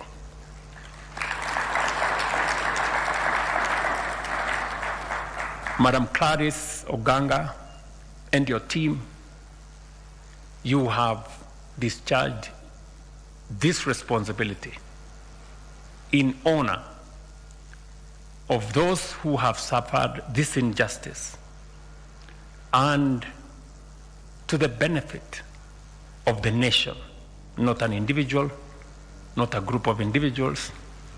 And I want to commend you. Your statement has been profound. I have listened very carefully on what you have had to say about this responsibility and mandate, and it has spoken to all the issues that would have required attention in this exercise. I also wish to commend Professor Mutua and the panel for their invaluable contribution to this process. Professor, again, and the panel, I want to say congratulations and thank you very much for making a contribution. Allow me to say, when the courts pronounce themselves on how this exercise should be carried forward, I got advice from different people. One group said the court, we should appeal this decision of the court. Another group said we should implement whatever the court has said in the interest of time. So when I assessed, to me, it didn't matter who did what, but it mattered to the victims and to the country that for once we try and resolve this issue. And I want to thank again Professor Makau, who came to consult with me, and we agreed with him that while it was okay for us to go to court and appeal, but we must also agree with the court, proceed with the process, so that Kenyans can for once know that we are committed to our word. This framework represents a major milestone in protecting the rights of those harmed during protests, advancing social reconciliation, providing redress for victims, and strengthening our democracy. As a demonstration of our commitment, we have already allocated Kenya shillings 2 billion towards compensation and reparation for those who have suffered verified harm arising from protests and unrest, including affected families, injured citizens, businesses lost, and law enforcement officers injured in the course of their duties. But let me be clear. This is, as has been said by many, the beginning of the journey, not the end. Let me also be clear about what these payments are and what they are not. They are not the price of life, of pain, or of loss.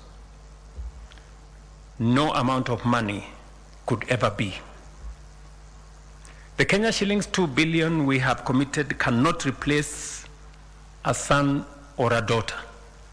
It cannot restore years and lot of trauma.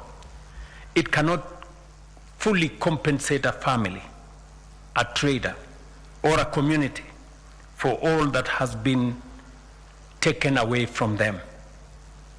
What it does represent is the state's acknowledgement that harm occurred, that victims matter, and that a nation heals by tending to its wounds rather than pretending they do not exist.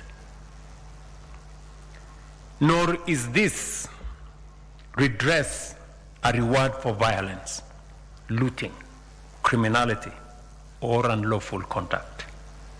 Neither should it be understood as a license for disorder on one hand, or excesses and violations of rights on the other.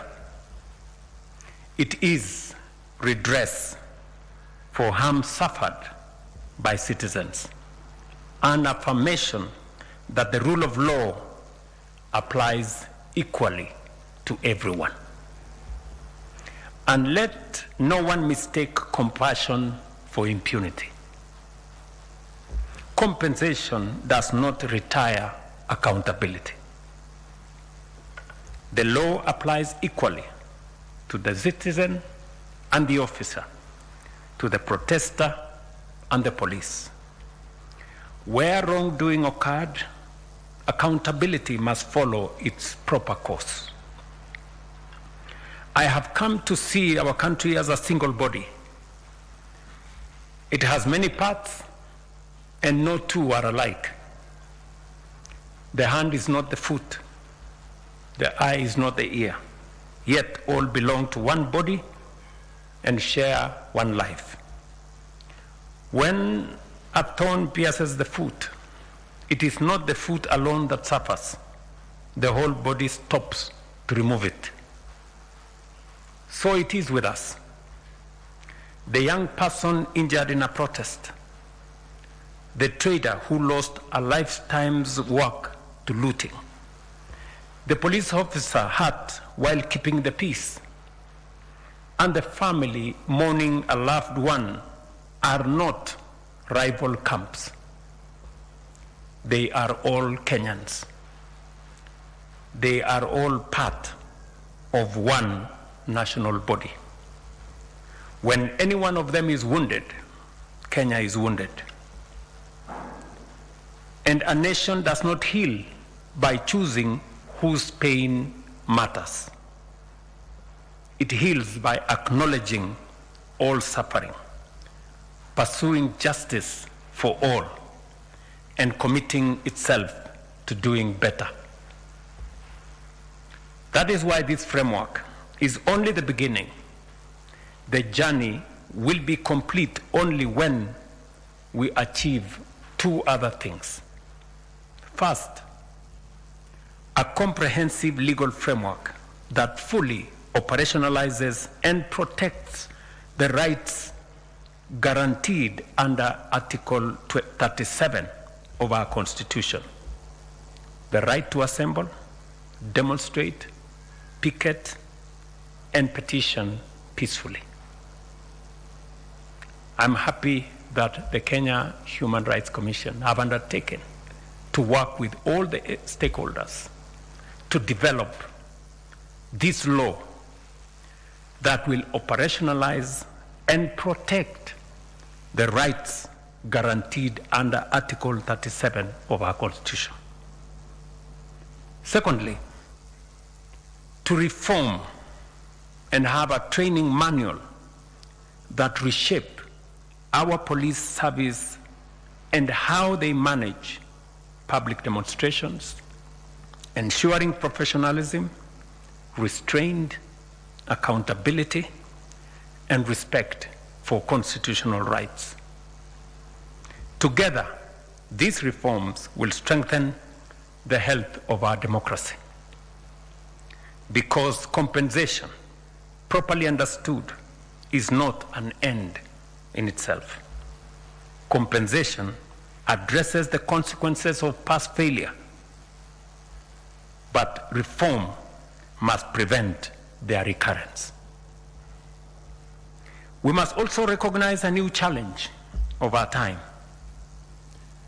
Artificial intelligence and digital platforms have transformed how information is created, shared, and consumed, especially among young people. While these technologies have expanded access to information, created new opportunities for learning, innovation, and commerce, and enriched democratic participation, they can also be used and have been used to spread misinformation, manipulate public discourse, inflame tensions, and fuel unrest. We must therefore be firm that technology must serve truth, responsibility, and national unity, not deception, division, and violence. If we remain committed to this path, this framework will mark more than the compensation of victims. It will mark the beginning of the end of a painful chapter in our national life.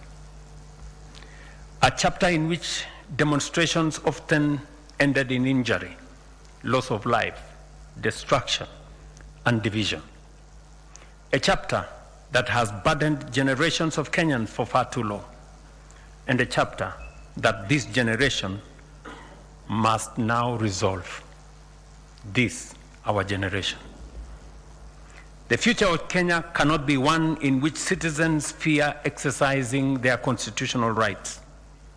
Neither can it be one in which legitimate grievances are hijacked by violence, criminality, destruction, and political opportunism, or met by excessive force and violation of constitutional rights. we must reject both extremes. We must protect the right to protest. We must protect life. We must protect property. And we must protect human dignity. And above all, we must remember that before we are protesters, police officers, traders, leaders, or activists, we are Kenyans. Today, we affirm that every life matters. Every victim deserves recognition, and every Kenyan has a right to exercise their constitutional freedoms without fear. Let us therefore hold fast our constitutional rights to peacefully assemble and to non-violence in how we engage one another as citizens, as leaders, or even with our security agencies. This is not an isolated act. I think many leaders here have spoken to how we move together and how sometimes we treat each other not so fairly.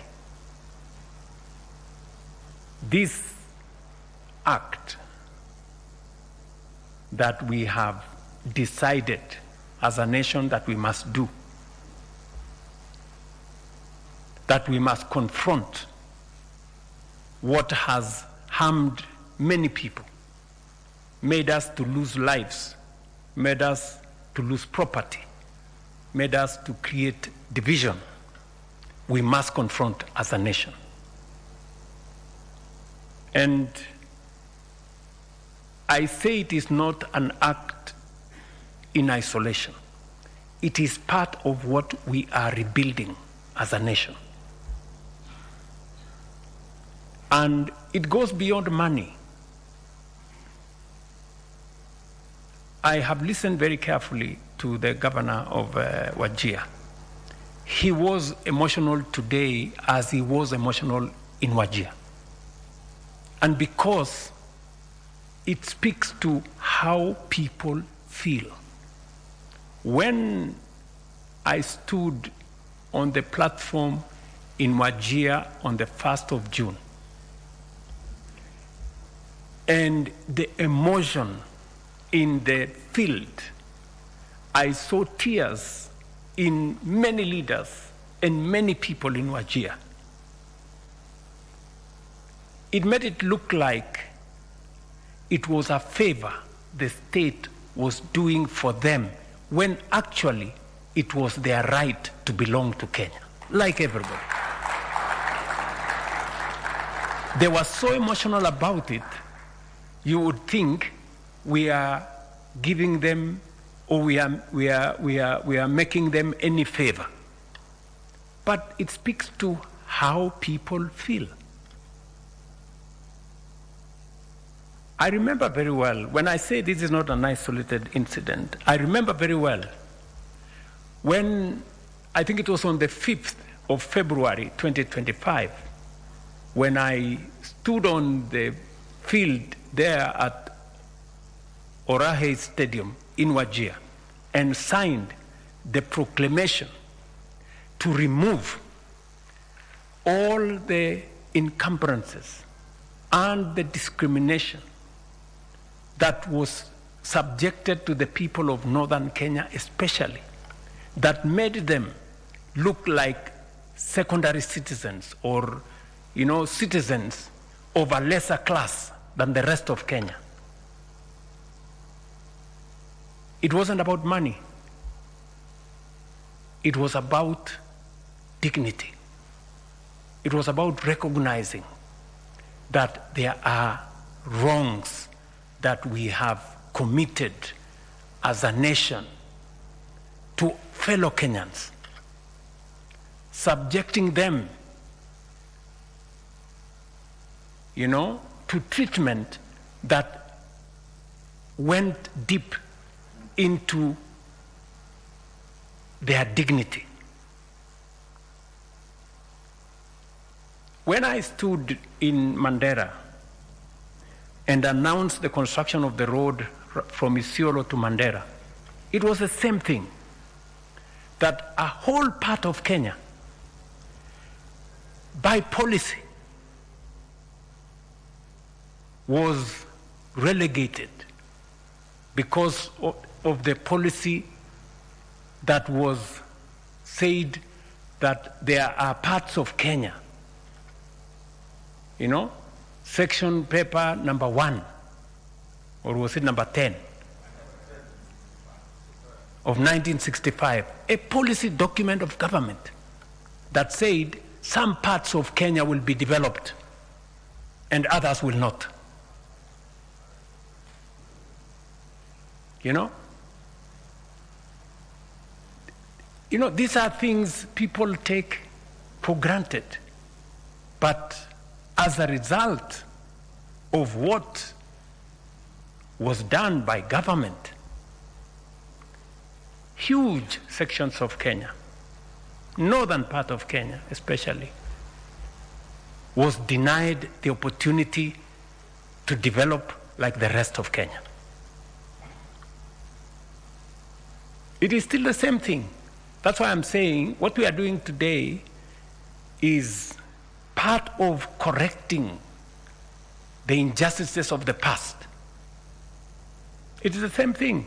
When I stood 3 months ago in Mombasa and pronounced myself on what we are doing to redress the squatter problem in our coast region that has subjected millions of citizens to the indignity of being squatters, secondary citizens in their own country.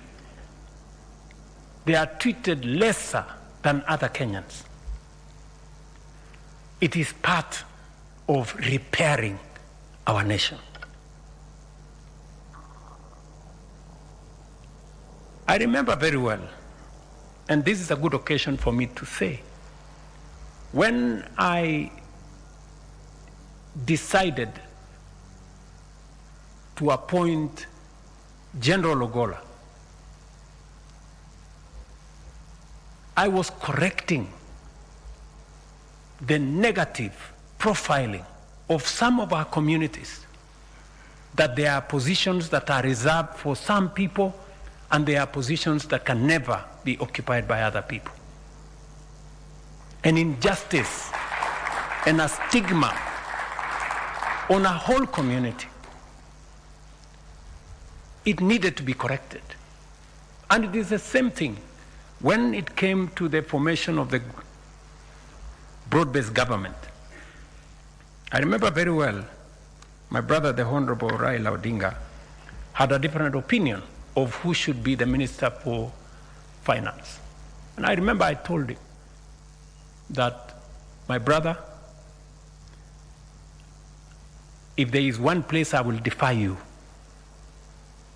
is that I am going to appoint a person from Luo Nyanza to be the first Cabinet Secretary or Minister for Finance. Again, to correct a negative profiling of a whole community that they don't care about property. You know, property belongs to some people, the economy belongs to some. No. Listen, good people.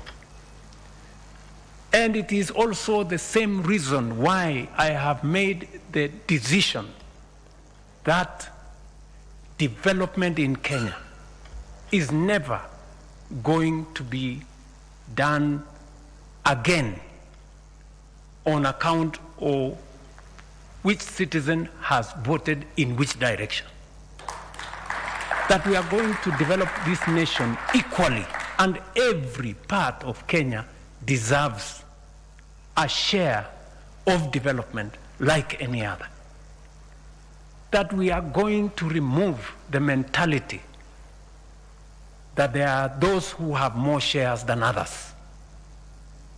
This is one nation. And finally, when we developed the bottom-up economic transformation agenda, it was also about correcting this nation. You know, there is a perception in Kenya that it is okay for people to be poor. There are people who are made to be poor. There are people who are made to stay in slums. And there are the rest of us. There are people who are supposed to remain jobless. There are people, do you know, for example, good people, when we talk about the people in slums, just explain to me how the rest of us here have houses that have 3-4 toilets. There is a citizen in Kenya who doesn't have a toilet and has to pay to use a toilet, and it is supposed to be okay. How is that supposed to be okay? What kind of indignity do we make other citizens to go through? That there are people who become sick, but they cannot go to hospital. They will wait to die because they have no way of paying their way in hospital. And it's supposed to be okay. And then when we rally the country to carry everybody on board, that those of us who have a privilege to have, those of us who have a privilege to have a payslip, to have a job, can extend our contribution so that we can carry the people in the slums along. We can carry those who cannot go to hospital along. You hear people say, we are defenders of the dignity of the payslip. So, what about the indignity of being jobless? What about the indignity of suffering in a country that we are all supposed to belong? You know, these are things we must correct. And it doesn't matter to me, the consequences. We must correct.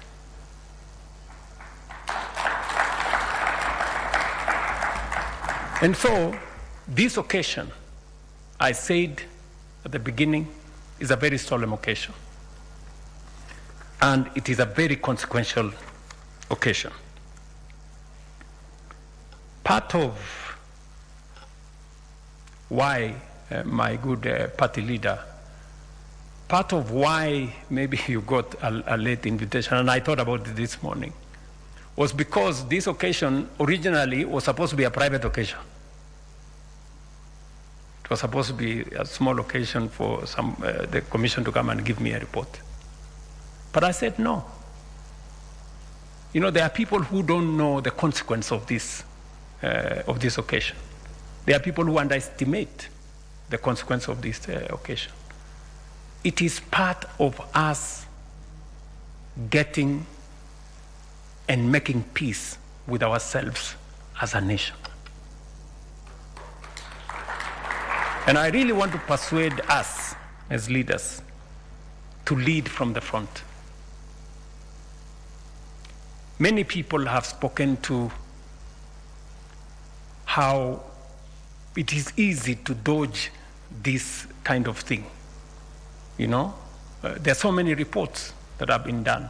You know, one good friend of mine told me, you know, if you go this journey, you could easily be taken to The Hague because you are actually admitting that your government and those others have committed crimes. But so be it. We must confront this occasion. I've had to make very difficult decisions, so this is no excuse. Let's make this one as well, so that we can take the nation forward. And I want to congratulate the Kenya Human Rights Commission. You have done a good job. You've really done a good job. I mean, when somebody does a good job, let us call it what it is. Carry forward. And I have listened to you very carefully, and you have said that we need to make resources available to you and your commission so that you can discharge your responsibility, because it is now almost a requirement that whatever it is we do, whether we are keeping the peace or we are running development, it must be in tandem with the rights of people. And so I agree with you, and I am very happy that you are making this request when everybody is sitting here. The people who appropriate money are sitting here. The people who work on a budget, they are sitting here. The executive is here. The deputy president is here. You are listening to what he has said. The leaders of majority, the leaders of minority, the people who run parliament, our speakers are here. I think the chair, Clarice, and her team deserve the request they have made. Yeah, and all of us. As you are aware, this conversation we are having in Kenya is not an isolated conversation. It is the same conversation we will be having tomorrow in France. And we will be having tomorrow a conversation about fairness and about how we treat each other. We will be making, personally, I will be taking a very candid position that as a people, we do not want relationships with other polity. We will be making, I will be taking the position tomorrow on a relationship not based on charity, aid, or assistance, but on mutually beneficial partnerships. Not a relationship based on extraction of our resources, but on investment that benefits us and benefits those who are investing. It is a conversation about relationships. How are we living together? We will be pitching for a different international governance and international financial architecture. One that recognizes everybody. You know, we have had a United Nations that exactly treats some as more equal than others. We are saying it is no longer tenable, it is no longer acceptable to have an organization that is not representative, that is not democratic, and that is not accountable. We're going to be taking a very firm position, and Kenya will lead the way on behalf of this continent. Because they say any injustice anywhere is injustice everywhere. And we do not be victims of that. I think there was a saying that when they came for I don't know who, you did nothing. Then they came for the next guy, and then when finally they came for you, there was nobody. So we have to take our position. And that is how we're going to relate. That's how we're going to build a much more fairer world as we build a much more fairer country. Ladies and gentlemen, let the measure of our success not be in how much we pay, but in how much we reform, so that the wounds we tend today are never inflicted again. That is the promise of this day. That is the responsibility of this generation.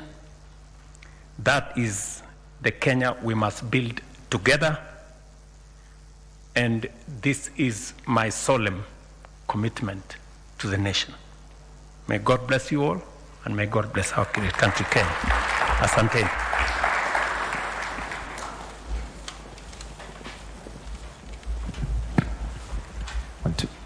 I know we're all standing, but this deserves another standing ovation and a clap, kindly.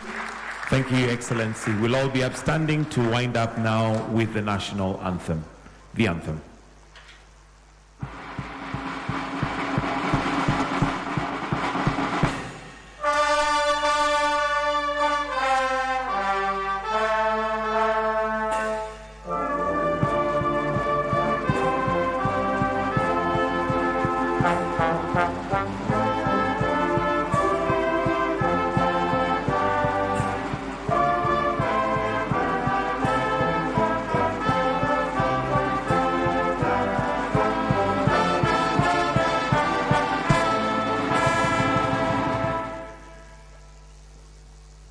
That brings us to the end of this session. Your Excellency, with your permission, will request one photo which we shall take on this side.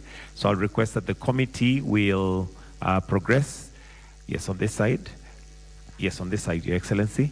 The immediate committee kindly to join His Excellency for that photo before we progress for some refreshments.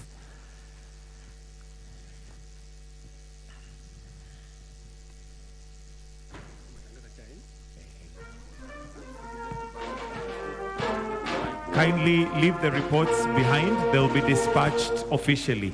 So please leave the reports behind. They will be dispatched officially.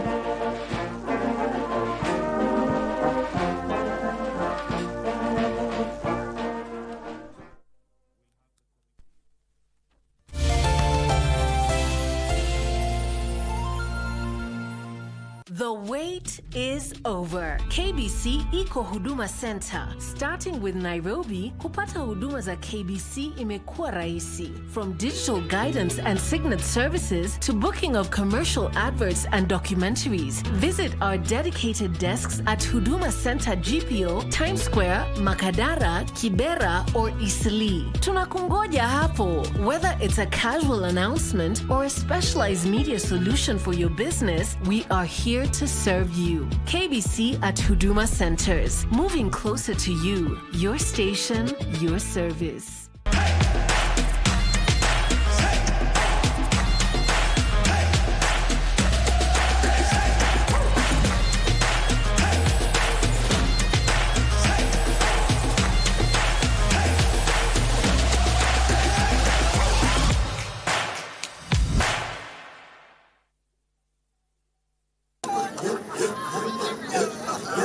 Kajiado, Entasuba. Ni habari njema kwa wakazi wa Kajiado. Burdan tunayo. Nosim FM sasa inavuma kupitia masafa yetu mapya ya 105.7. Kitabautwa County Olkejuado. Pata uhondo na burdan kemkem kwa lugha unayoienzi ya Kimaa. Ukiwa na Manga, Rongai, Mashuru, Kitengela, Ilbisil, Kiserian, Ngong au hata Isinya, stesheni ya Nosim FM inakupakulia mambo yote kupitia 105.7. Ni mwamko mpya na Nosim FM 105.7, Kajiado County. Nosim FM, Osimlino.